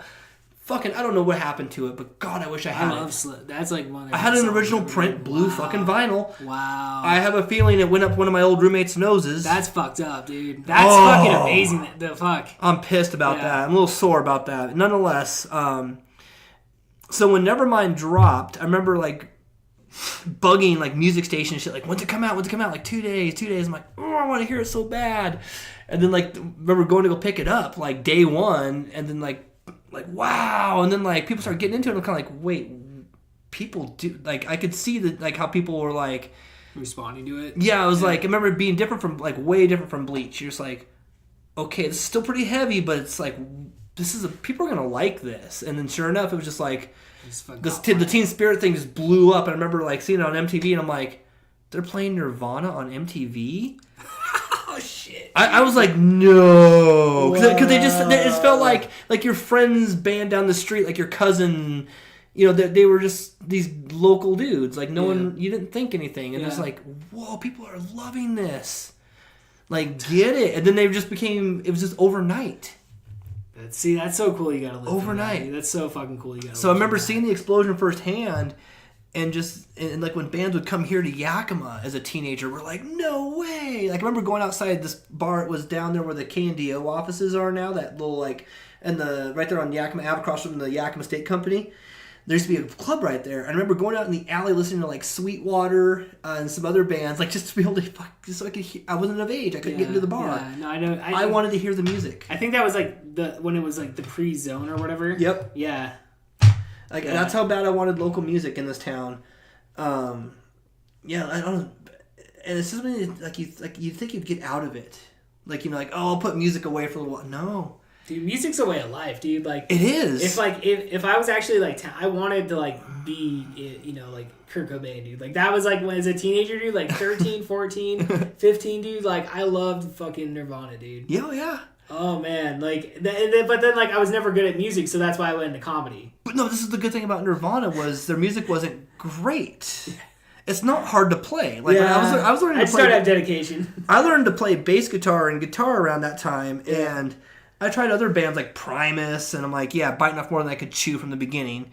Yeah, like, Let's Play Pool, you can't. Yeah. You're not gonna emulate that. No, you know? no. But you gotta have goals. Yeah, of course. That's something you put on there for those later years. But then like Nirvana and like all that Seattle stuff was really easy to play along to. So like I loved it because it was just like, it's like power chords and shit. Right? oh yeah, real fucking easy to play. And so Nirvana was real simple. Like I really figured out the neck of the guitar through Nirvana. Right.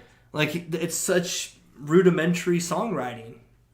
But it was so simple, blazingly obvious. Obvious. It was just obvious. Obvious. It was right under. It was right under everyone's nose. But no one just picked the fruit. And Nirvana said, "We got this. We got the fucking. We got this." They got the apple from the tree, man. They got lucky. They got that golden apple. Yeah, I remember the explosion of like people being around like MTV and everyone started showing up around Seattle, and I remember all that shit firsthand. It was crazy. Yeah, dude. It was fucking nuts, but it was a great time period. Yeah. I don't know, dude. Like I said, I was a little kid and shit. Fucking. Dude. Okay, speaking of being like a little kid and shit, like when I was a kid during that same time frame, one of my favorite fucking cartoons was fucking X-Men, right? Fucking love X-Men. So I just read like I talking about the vintage, going throwback, dude. We're gonna throw it back to the vintage fucking VHS tapes. I fucking purchased 14 mint condition 1 through 14 series of X-Men, the animated series. How much? For $30. Dude, that's cheap. Yeah. It said out of like I think like 3 of them were out of fucking the sealed. But the other ones are all sealed up still. Dude, so my plan is I'm just gonna watch them. It's like I'm not in it for the money, but just to have that and just be able to watch that, dude. I'm just like, fuck. So from the files of being a single man and doing what you want on eBay to kind of tie all that together, because I see you must have been a little eBay kick the other night. Oh, dude, I was last up, week. Yeah, I was up till 3 in the fucking morning last night. Okay. I found this Japanese seller. And as you know, I'm a huge Sega Saturn fan. Yep. But a lot of like American releases of games, like Decathlete, if you want, it's like $30. But in Japan, like from Japan, 99 cents. Yeah. $3, $4 shipping. So like for $5, they'll just ship you this. Shit. But yes, it takes a couple weeks to come to you. Yeah. And see, that's one thing I'm learning right now, dude. Because like, I'm loving it, dude. A couple weeks ago is when I started ordering, and like slowly but surely they're filing through. But like, yeah, it takes about a week or so. Like I'm dealing with a situation right now where I ordered The Thing, the VHS copy. Oh shit! Like an original, like 80s pressing of it. Nice. And like, so the guy's like, oh hey, is it coming in the huge clamshell? No, it's not the clamshell. It's the just huge like, monster. It's just remember those from the early 80s? No, I know those are amazing, dude. I miss those. I know. Fucking so the guy like messages me the next day. He's like, hey man, by the way, I sent you the wrong fucking package.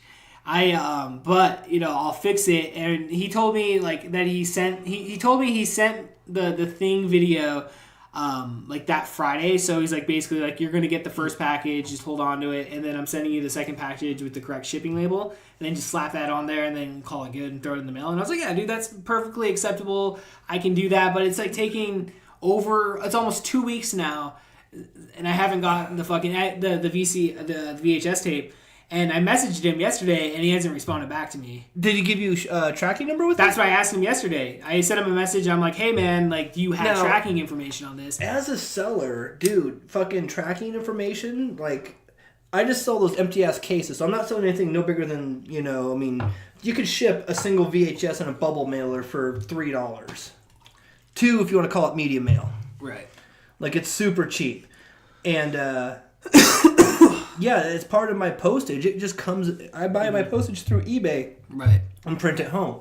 And even if he goes into the store now, it's part of the U.S. Postal Service's policy to give you a tracking number. It should be with your order number. Well, most of my orders have tracking numbers. In the original thing he did send me had a tracking number, but this last time around he didn't fucking send me it, and so I have this like shitty. It was like this shitty little fucking like shot thing, like casino type fucking, like you pour the shot in, it's like a slot machine, and fucking dispenses the drink. It's really dumb as fuck, and it's like, I'm never going to use this thing. I'd rather get what I paid for, that being a VHS copy of the fucking 1982 classic John Carpenter's The Thing. Like, my favorite movie ever, as you can see by the poster right there. I love the John Carpenter film. Did you know there was a PS2 game? Yeah, I haven't gotten to play it. I have it. My friend's Yeah. borrowing it right now. She'll tell you how it is. That's fucking amazing. Dude, hell yeah. Hell yeah, dude. It's supposed to be like a pretty good Resident Evil clone. No, I've had like only 2 people really try to scam me on eBay. Yeah. I don't know if I've talked about it on your podcast before. No, you haven't. So This is like where we go to the dark side of eBay. This is the part where you got to kind of know what you're doing. Again, we kind of go back to tracking numbers and all that. This is before tracking numbers were part of every order. So I had to kind of create a little bit of a trap because the buyer, I had sold a game for about $50. Gradius 5 for PS2. I had an extra copy, and that's what it sold for. So I'm like, fuck yeah, dude. And that was my only source of income was eBay. So every dollar counts, man. That's my everyday money. I need that money. And right about 2 or 3 days before they could close the thing, they didn't leave any feedback. All of a sudden, it's like, seller wants a refund. They never received their item.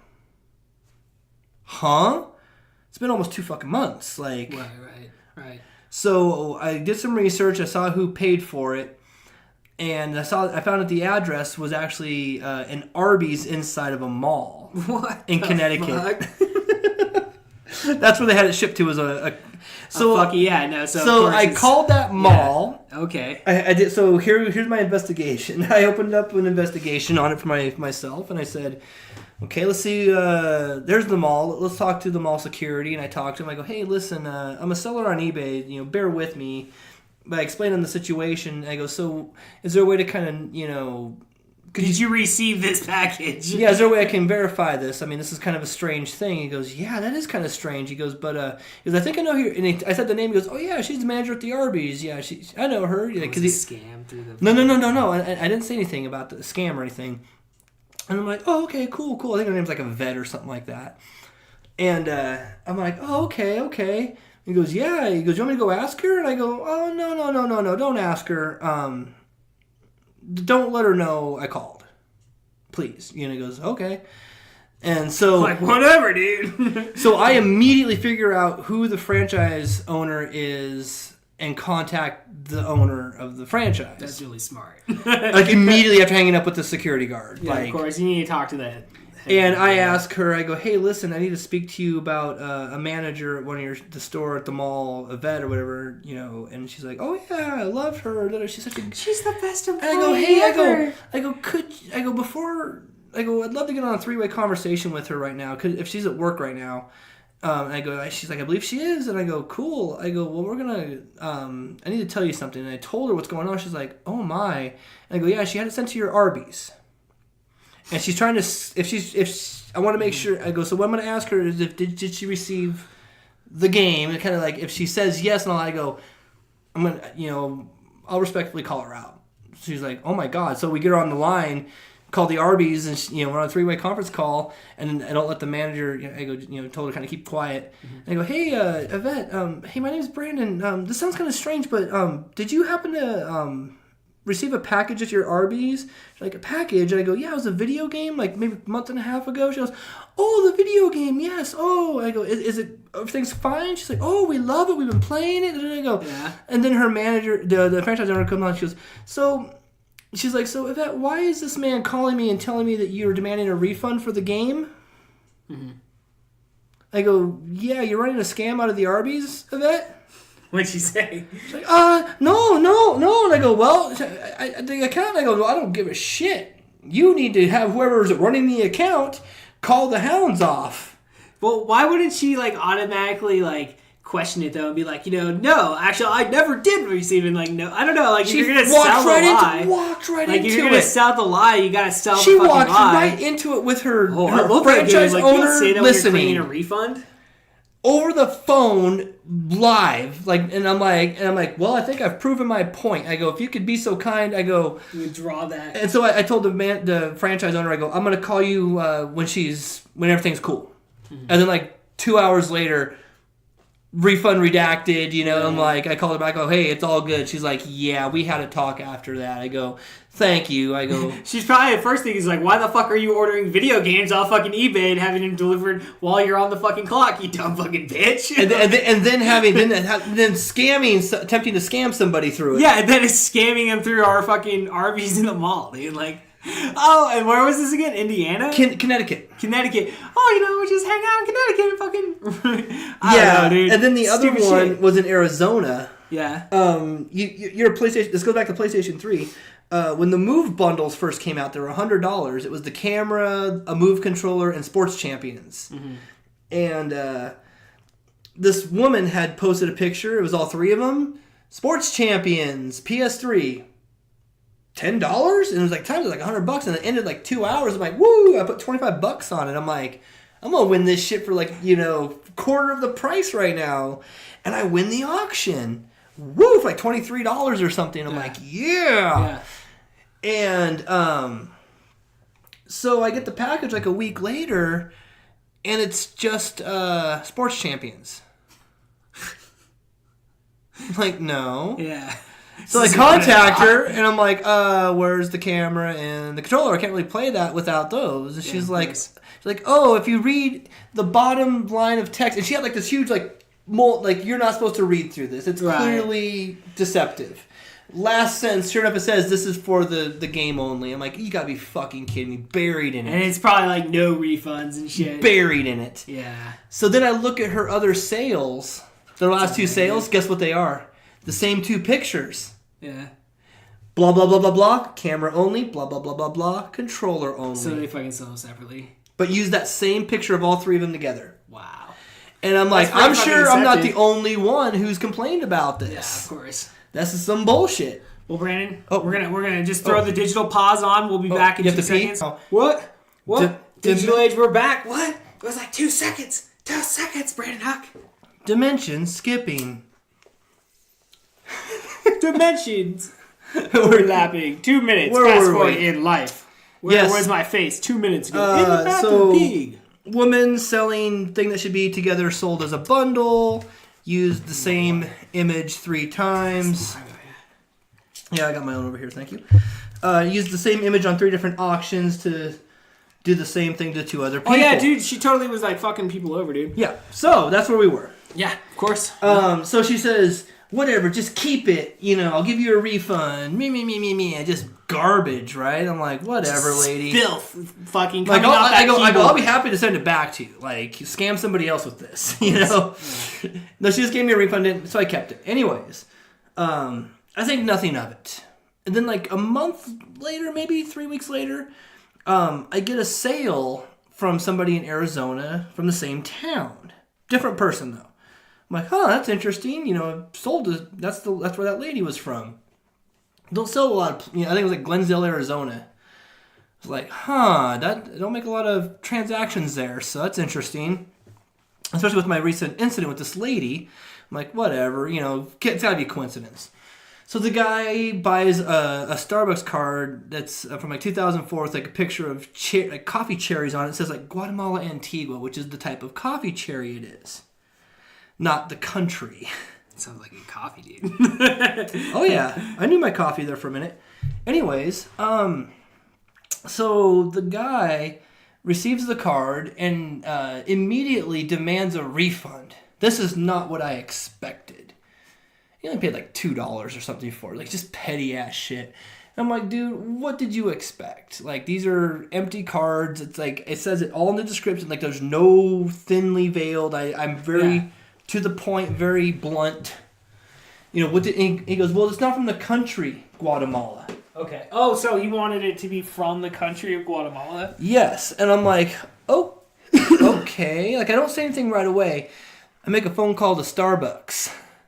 And I say, hey, listen, I collect Starbucks cards, just kind of give them a little, not like, hey, I sell your cards, I collect them. Yeah, I collect it's a casual thing. But it's not wrong. I do collect them, too, in addition to selling them. And I said, listen, a friend of mine and I were having a friendly bar argument you might be able to settle. And he goes, yeah, what's that? I go, has Starbucks ever opened up a store in Guatemala? And he says, never. We have 0 stores in Guatemala. This guy's fucking... So he's looking for something that's non-existent then. I said, okay. Because, they often, the Starbucks cards would often issue, like, Australia. They'll have an Australia Starbucks card. Different countries or different cities have different cards.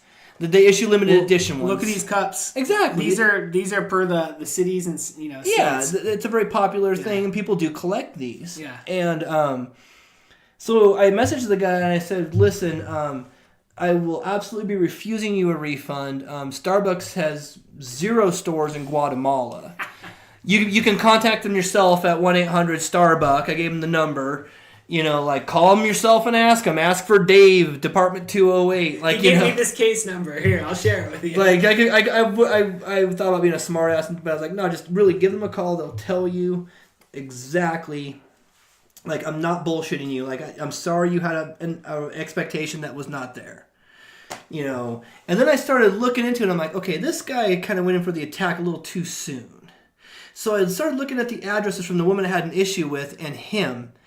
And I found an interesting Google result when I put them both in together, their names. Okay. They worked together at a school in that town, less than a mile apart where their house is, and smack dab in the middle of that little triangle. Guess what was there, Kevin?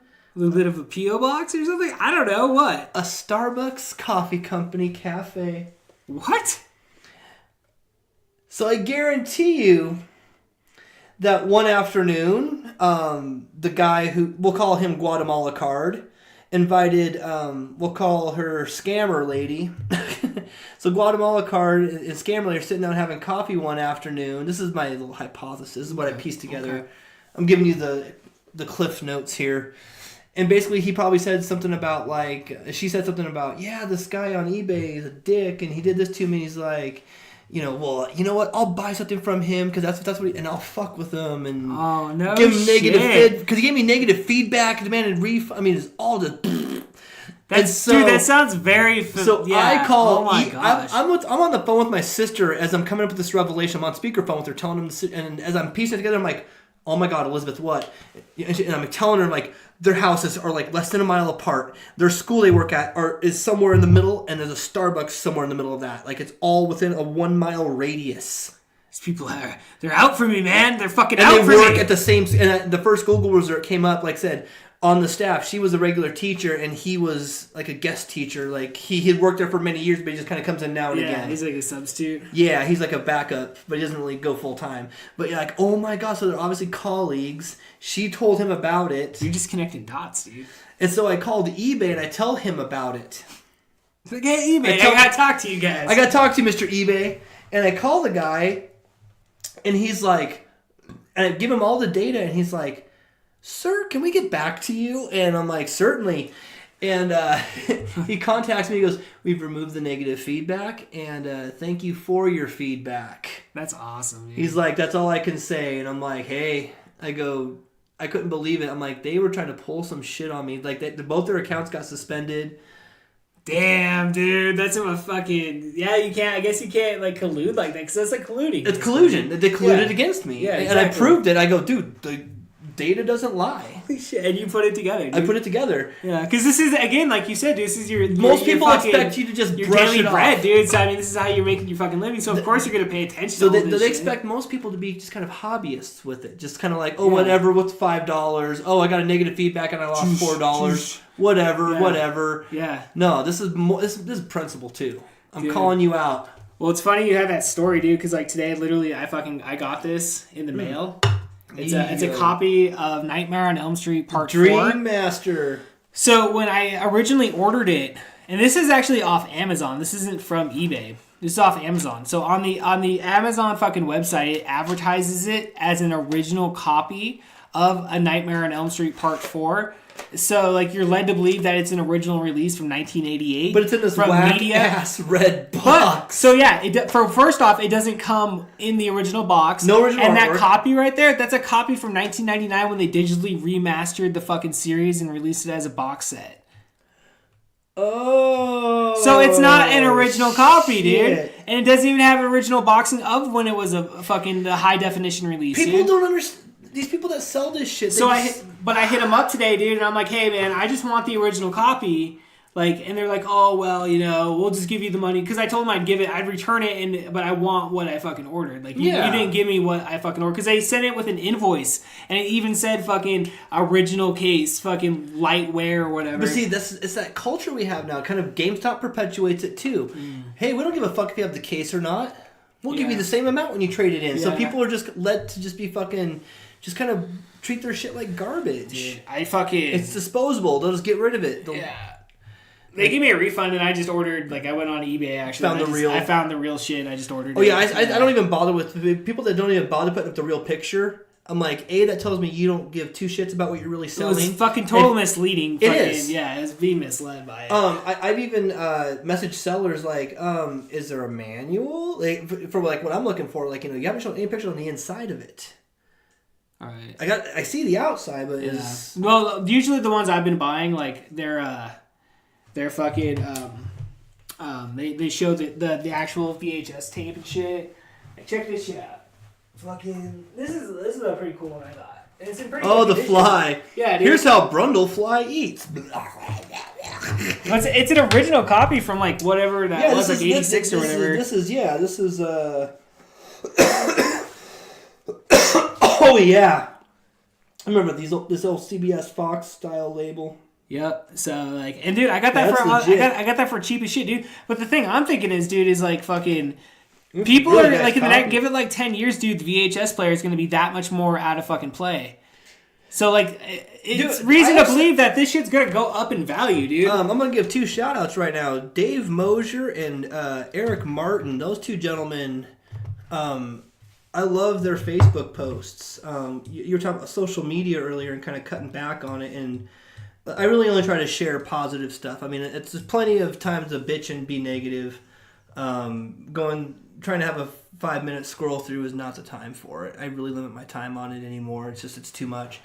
But to see the stuff they post, it's always about VHS. It's always about like, hey, it's like a picture of a bowl, like nostalgic shit, dude. They'll have a picture of a bowl, some nugs next to it, a lighter, maybe like a wax joint, and then like 3 Ernest movies on VHS. Like, it's going to be an Ernest night. I want to see that, dude. These are friends of mine that I hold dear. And like I said, VHS culture, it's subsided for a little while with me. Like, I did reduce my collection years ago. Because I would get stuff on DVD, and I would just like, if it was something I was just like, okay, the VHS copy I don't need anymore. But as the years have gone on, I keep finding cool stuff like, oh yeah, I want Pootie Tang on VHS. Right. Oh fuck yeah, I want, like I said, SLC Punk on VHS. Yeah. Yes, please, So I've been rebuilding a nice, like you're doing, a nice little tidy, nothing too crazy yet. Yeah, nothing too bad. But God, if I wish I had the space like you had out here, I would just have a shelf built, and at some point, I would build a wall of DVDs, VHS, laser discs. I can see your wheels spinning right now. It's a beautiful sight right now. My wife hates that I spend a lot of my time out here, dude. Like I didn't fucking, dude. I spend a lot of time out here by myself. It's not often that I have people come out here in the first place, dude. It's like maybe. Well, this is your studio too. Yeah, it's a fun place to hang out, dude. That's all I've been doing, dude, is watching VHS tapes, eating fucking high chew candy. I saw you had that big box. Costco size fucking high chew, dude. High chew.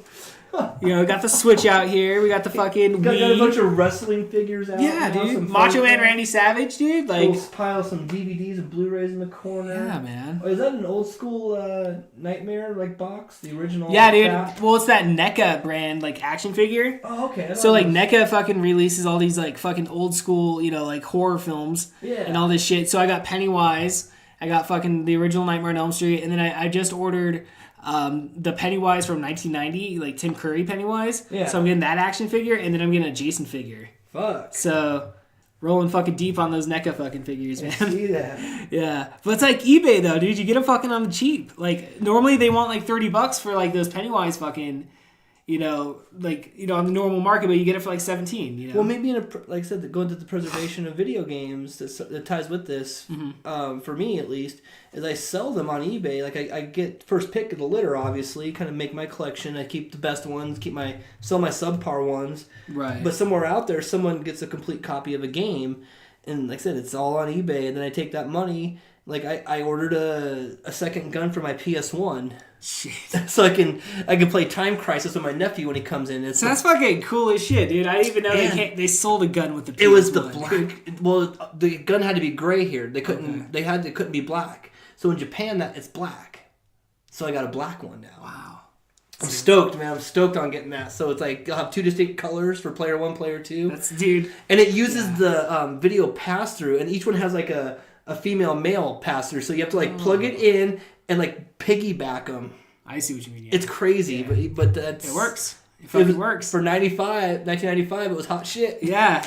Yeah. And there's the point blank games, which is like the Japanese take on like arcade style shooting, like carnival booth style. Right. No, I know what you mean. Speaking of carnival booths, I'm gonna build some carnival booths. That's what you were fucking saying, dude. That's what you were saying before we started recording tonight. Got some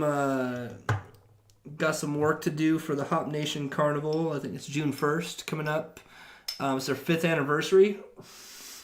All I can say is that there are carnival games being built. I won't give any details, but yeah, we are working out. I was able to go to the carnival actually Sunday and kind of pick their brain and kind of like, oh, that's how this works. So I've got a great idea to really be able to, people can take home Hop Nation swag and prizes and play carnival games. It's at a little bit more carnival feel to it this year.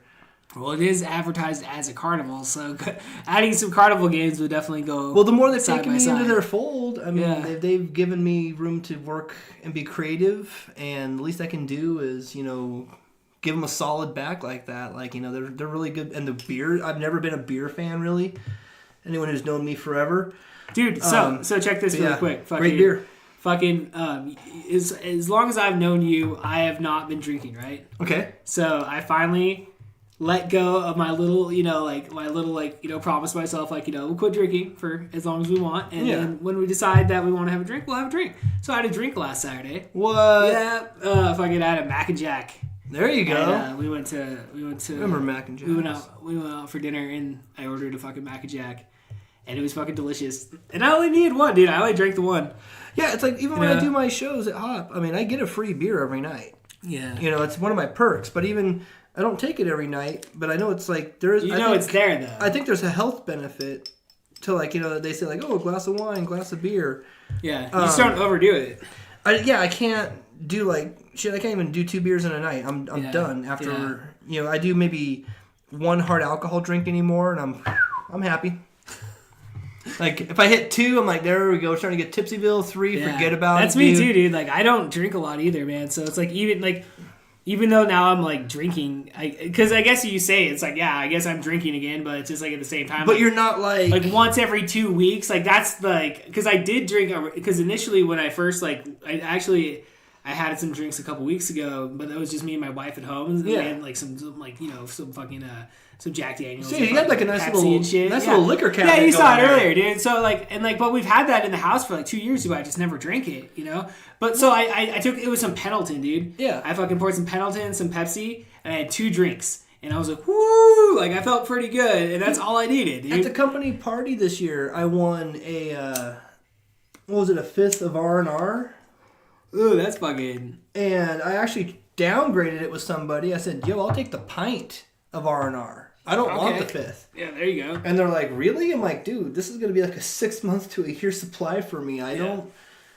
drink a lot. I like having a little whiskey around. Like, if it's been every once in a while... I mean, it's like when you have that rough day, it's not that you, planned it like, shit, I'm glad I went to the store earlier and bought that airline bottle of Jim Beam. It's like, no, you just keep a little around. You're going to have some rough patches. Well, that's you're going to have that night where you're going to be like, okay, I just, pubic hair on the toilet. We thought, okay, when you showed up, okay, that was Thursday, wasn't it? The pubic hair? That was like Wednesday or so, yeah. Because it was before Open Mic Comedy. Yeah. And I was going to, I was thinking about it. I'm like, man, I hope Kevin is not absent tonight from comedy because he really lived out his AK-47 uh-oh joke. There's no way that's gonna ever happen. That's all just pure I know. satirical fucking shit. But I was like, oh man. I go, he goes off about the pubic hairs on his set. Then he sends us a picture and it's like, oh, snap, well, I just thought it dude. was funny, dude, because like, you know, she said she was just rambling about it, but I was like, that's funny though, because that shit happens all the fucking, anybody that works a job sees that shit every single fucking day. So like, that's something that people can fucking relate to. And so like, I was just showing it that, hey, you know, run with that fucking material. We're like, it's good shit, material. Kevin didn't show up tonight, man. Did he fucking stick a coworker's face in the toilet? Did you guys say that shit? That's fucking hilarious if you did, dude. You should have. It's easy comedy, dude. Well, we'll save it for next Thursday. That's why you weren't here. Yeah. I don't know, dude. Like, I just woke up that morning and I was like, you know what? I'm just gonna stay home tonight. It's okay. And so I just called it off, dude. You know? Dude, I'm learning to do that more. I'm learning just to like fucking just enjoy it on that level, dude. There's part of my heart that says, Brandon, if you take Thursday off, I guess I'm going to cover your shift for Hop Nation. The show will go on. Mm-hmm. But I know I'm a huge part of why it even happened, so I can't really not show up. Bro, I ran Spin This with Kevin Porter the same fucking way, dude. Like, if I didn't show up, no one else is showing up. So it's like, if I take this Thursday off, it would literally give me a week off. But at the same time, what I do, like I talked about earlier, this is not really work to me. And honestly, open mic shows are pretty fun. It's not like I have to put much thinking. Effort. Well, I was at that time, like the end of the month, I did that What the Huck with Jack Hennessy. Mm-hmm. We wrote 2 amazing game shows that went fucking amazing. And the NBA Jam tournament was excellent. It went to a basketball fan. Dude, that shit got fucked up for us because like the only reason we didn't get to come down there is because we scheduled recording for a fucking podcast that night. It's okay. So like we were watching movies that night. Jack had a fucking great attitude. It wasn't a slam night by any stretch, but the people that were there were quality. We were able to really run the show. Still put on a 2-hour gig, almost 2.5 hour. It really went on. Well, like when he told me you guys were doing a game show, like I like that idea more because like it allows people to be more like inclusive within the game instead of like just like us commenting on shit. It was like, hey, do this with us, and like that gets people's attention. That was really what the point was. Yeah. See, that's smart. I mean, we took a loss on it, but who cares? I now own a copy of NBA Jam for Super Nintendo Complete in box. You saw that one night. I did. Jack was able to get 2 Sun Kings tickets, and we gave away a $10 gift certificate to Off the Record, which is going to the Yakima Trolley Foundation as part of an auction. So it's going to actually, those funds... Somebody's going to buy that? Someone's going to get that for a good cause. There you go. So they're going to put it towards the trolley. So it's like, that's good. And Jack and I really did come up with some really quality work. One of the game shows we did was called Truth or Lies, and the contestant had to guess. Jack read this clue. It was, I shit my pants at WrestleMania. So you have to, is he telling the truth? Oh, okay. So the contestant, like I said, when we gave, and you, it was like 3 points, no, 5 points won the growler. And then 3 points... Well, you know, like we had like that's cool. That's cool. So if you got 3 of these correct, you win something. You got something, and if not, you know, and then we kept you as the highest score. So don't feel bad if you didn't get to if you only got 4 points, you might still be the leader at the end of this and be the winner. So that's badass, dude. So it gave people still hope. They didn't just like, oh, let's get the fuck out of here. Like they stuck through the end of the game show to see if they were to win, and they did win. That's a way. That's a way to keep it on fucking. And the other one was Dio or no Dio. Dio or no Dio. So we would read lyrics, and contestants had to say if they were from a Ronnie James Dio song that he sang or not. Or not. So I mean, that's just fun for you though. You just get to go through Ronnie James Dio fucking. Oh yeah. You know. People were having a good time with it. Yeah. I mean, there was some funny clues. There was some funny answers. But yeah, the truth or lies. Did Jack shit his pants at WrestleMania? I want to say it's true. I don't think it happened. I can't remember. I just want to be like, Jack shit his pants at WrestleMania. So save that when you have next time you have Jack on your wrestling podcast. Ask him about if he shit his pants at WrestleMania. I'll have to ask him that. Well, he'll tell you. But then we gave the contestants. I forgot to tell you this. We give the contestants 3 questions. Mm-hmm. So, well, which WrestleMania was it? You know. I would have known that. But that's what I'm saying. I know the one WrestleMania he went to. You can.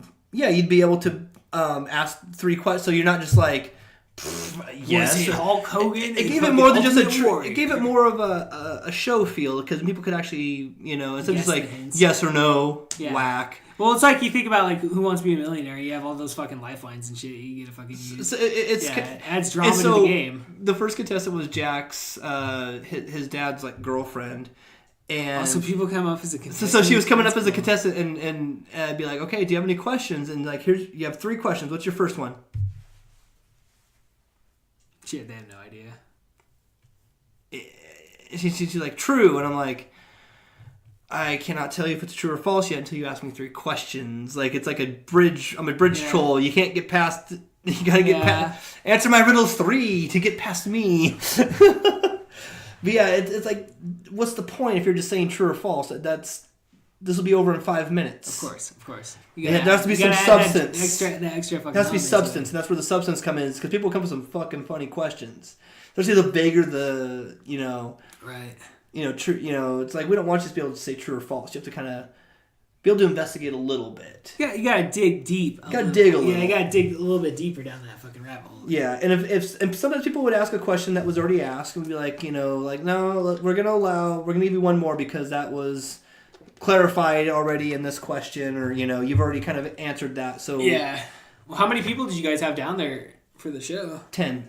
So that's a decent number. But we ran a fun, like I said, people were just spread out in the right, because we had that center right by the ATM, and everyone was right there in that center stage, and it worked beautifully. That's good. So we're gonna bring it back in some capacity. It was a wonderful run. Right. We did pretty decent. Like I said, we were happy. Mm-hmm. We partied hard. We kicked it. No, he's a good kid, man. I think he's got a good future. Hustling. A lot of those kids, man, they're all hustling. Yeah, it's fantastic, man. I'm glad. Yeah, dude, they're putting the work in. It's interesting. I know. It's kind of weird to think that the seeds are being sown and now they're growing things. Yeah, it's like, well, like, I'm seeing fruits of the labor now. You've seen comedy shows pop up in places where there weren't comedy shows ever before. Mm-hmm. Like it's an easy sell. Well, I want to know what's going to happen with SportsCenter if it reopens. I'm hearing rumors. See, as soon as I heard about it, dude, because I remember, like, you didn't even fucking hear about it. Like, I saw it on Facebook, dude. I was on Facebook, and I saw on the Herald's fucking... I didn't catch that. Herald's page, they're like, oh, SportsCenter closing for... And the fucked up part is that we just had that group fucking meeting where everything was laid out, where you were going to get some fucking days off. And then, like, all of a sudden, 2 months. We had 2 months planned out. And everyone's going to get a chance to learn the board, learn to host, really just give ourselves a huge clinic, essentially. And because the board and everything is so drastically different at Hop Nation, it's not like the board's in place where you just kind of put a couple things in. Like, you have to really put in some, and we don't want people fucking up stuff. So it's like, I have to run it right now. Shit. Until I have somebody I can fully trust. Right. Understood. Because that's like my house gear. I mean, I'm the one who uses it 3 nights a week almost. So you gotta take care. I gotta make sure. I gotta be Papa gear. But I want people to spread out. We need another. So whether SportsCenter opens up or not. That's what I was saying. When they announced it, I thought I had like reservations that like, oh, are they even like they said they're gonna have more room? It's like, they're gonna take out that stage, and then like they're just not gonna have comedy back, on Tuesday nights, because like obviously they're going for maybe a different fucking aim. In regards to what they're offering as a restaurant. Oh, and which is fine, but what I was gonna do, no matter what happens when they first we're gonna hear about it right away when it reopens or it's about to. Mm-hmm. We will be in touch with them because we could probably get and we were already pretty secured there. Yeah, I mean it was a pretty well-oiled machine, dude. You just came in and fucking did the show. We were a success. We hadn't had a slow night.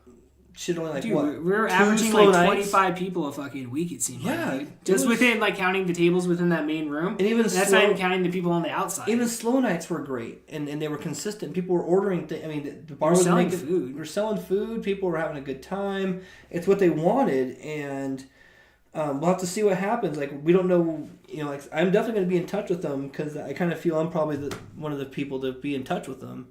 Yeah, you would be the first one to know, dude. I hope so. I hope I better be. If I'm not in the loop, that's not good. Well, shit, I guess that you weren't in the loop about the closing, though. No, I had no clue. Yeah, that's crazy, dude.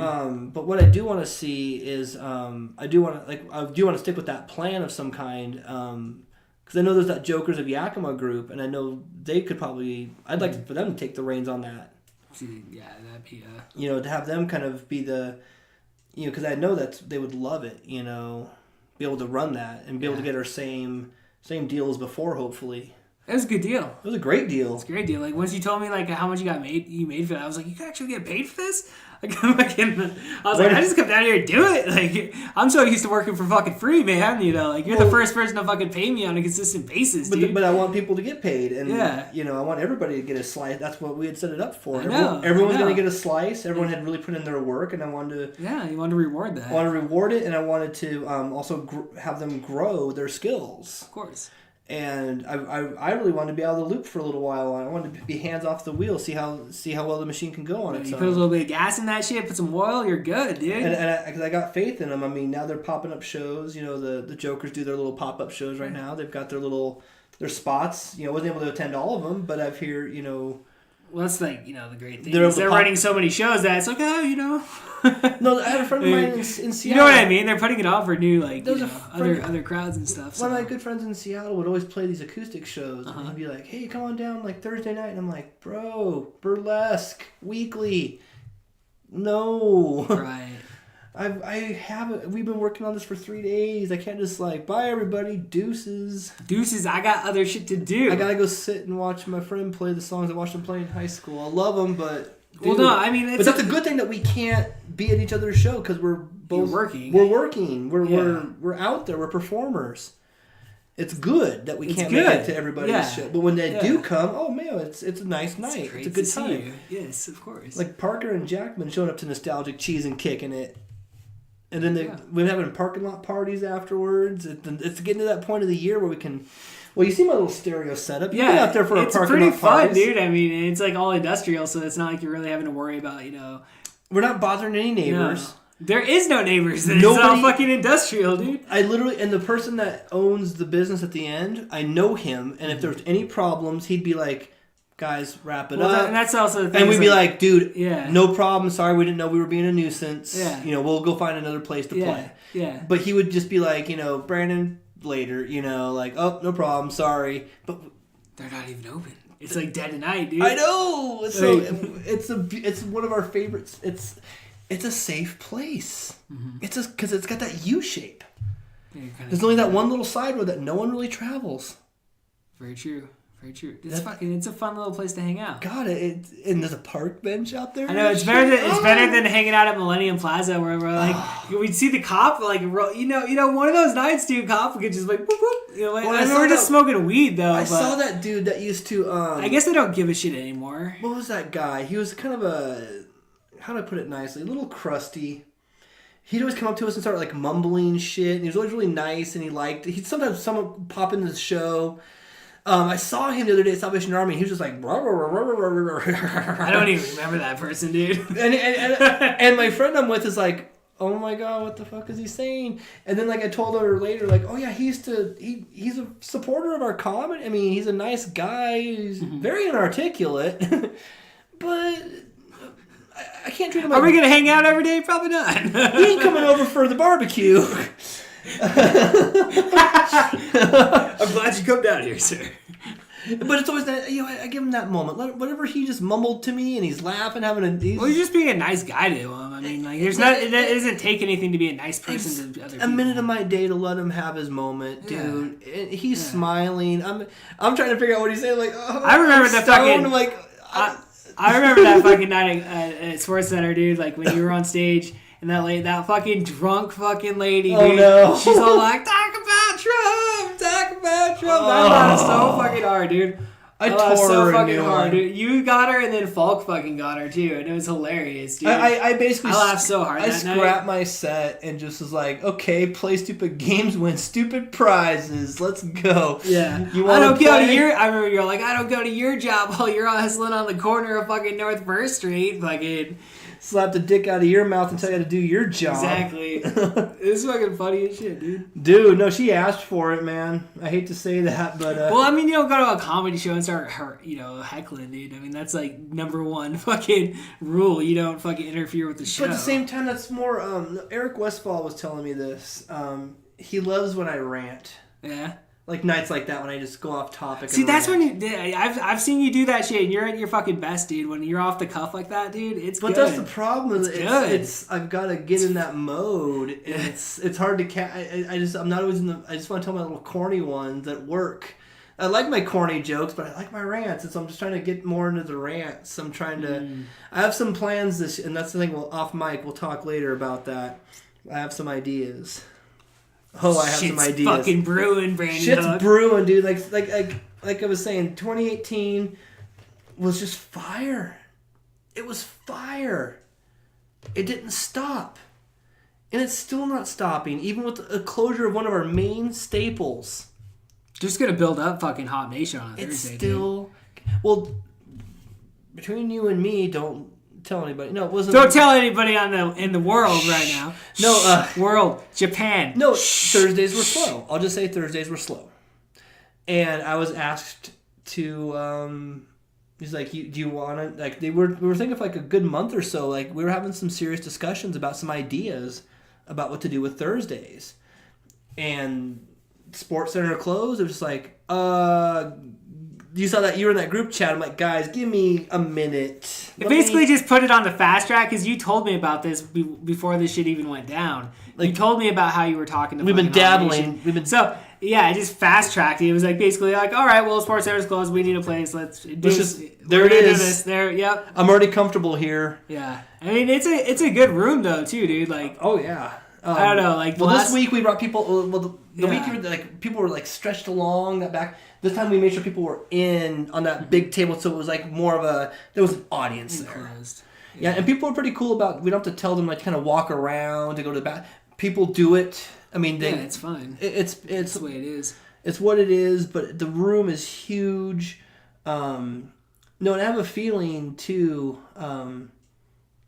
Yeah, there's some good things coming down the pipeline for that room. I mean, they're just a great up and coming business. I mean, they have good product. Yeah, they have a really good product. Like I said, I've never been a beer drinker. I've actually never had their beer though, dude. Well, the whole time, like Kevin, yeah, Thursday.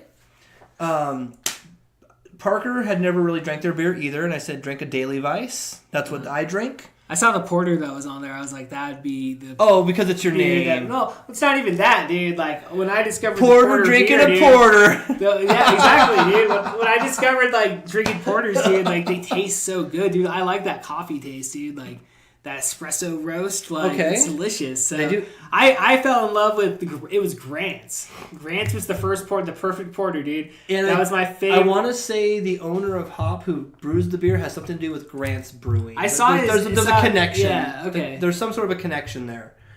I can't remember what it is exactly.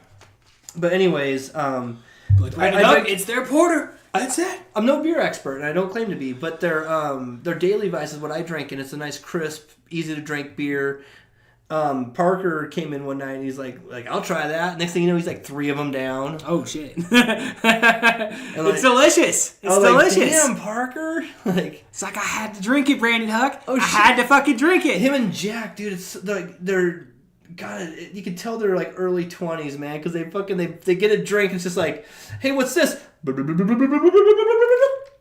What the fuck? Like it just disappeared. Like, yo. It's like, bro, take tiny sips. Take tiny sips. Enjoy it. See, I still got like a. Yeah, you took your time with it. Itty bitty little. Itty bitty. It's been 2 hours, Brandon Huck. It's been 2 hours since we started recording this. I got a little empty can of Arizona. And you pointed it out earlier at the beginning of the fucking episode. What? It bookends it. You had the Arizona tea. Oh yeah. Yeah. It bookends it, dude. Woo! I'm high as fuck, dude. I'm high as fuck. Oh, we still got this shake bowl to smoke. I think we're gonna. We'll do that. We'll smoke that. We'll smoke that over conversation and music. Well, fucking yeah. we gotta go. I'll play you some Sloan. We gotta go black on that microphone. We gotta go fade to black. Fade to black. Well, thanks for having me, man. Yeah, motherfucker. Thank you Always for coming on time. the podcast that no one listens to, man. No, they listen. Just engage if you're listening. Like, comment, and subscribe. Yeah, people can go to ring that notification bell. I know. I make, dude. You know what the sad thing is, dude? I make it so fucking easy. Oh, dude. It's because I'm like, hey, go to the show notes. There's a hyperlink right fucking there. It takes 2, dude. Whenever I like something, I fucking take the time to fucking support that. I give them the 5-star rating. Yeah. I give them the fucking, like on Facebook. I help them out, dude. Oh, dude. And if you listen... It's so easy to download. Take the fucking top. Take the pledge, motherfucker. Easy to do. Even I'll just talk shit all day about it, dude. The iPhone 5S, I can download the show on it. Yeah, and I got the iPhone 10, dude. Fucking seconds, dude. 5G's gonna roll out, dude. It's gonna burn all our brains out, dude. It's gonna burn all our fucking brains out. Grandpa's yelling at the clouds. Here we go. Dude, you got anything you want to promote? Well, like I said, Hop Nation pretty much Wednesdays for trivia is one of the best trivia shows in town. I'm involved with it usually 2 out of 3 nights, hosting it or writing it. Thursdays is our open mic there, 7 to 9:30, and of course 7 to 9 for trivia. And Nostalgic Cheese 7 to 9:30 every Saturday. New theme every week. Find that on Facebook. I'm still finishing up streaming Shenmue for the PS4. Our internet sucks at home. It's been getting we're back to dial-up speeds, so I can't really. The regression's fucking real, dude. Pretty soon we're gonna be living in the Stone Age. I just want to be able to stream my Shenmue. That's all. Fucking, it's a valid claim. You live in America, Brandon Huck. I want to stream my. You should be able to stream your Shenmue. I want to stream my forklift races, and when I give the kitten tuna, am I asking too much? You're not. Of course not, dude. Not asking too much. And we make it hella easy here. So all right, motherfuckers. Cake, baby. For Brandon Huck, I'm Kevin Porter. We'll see you next time.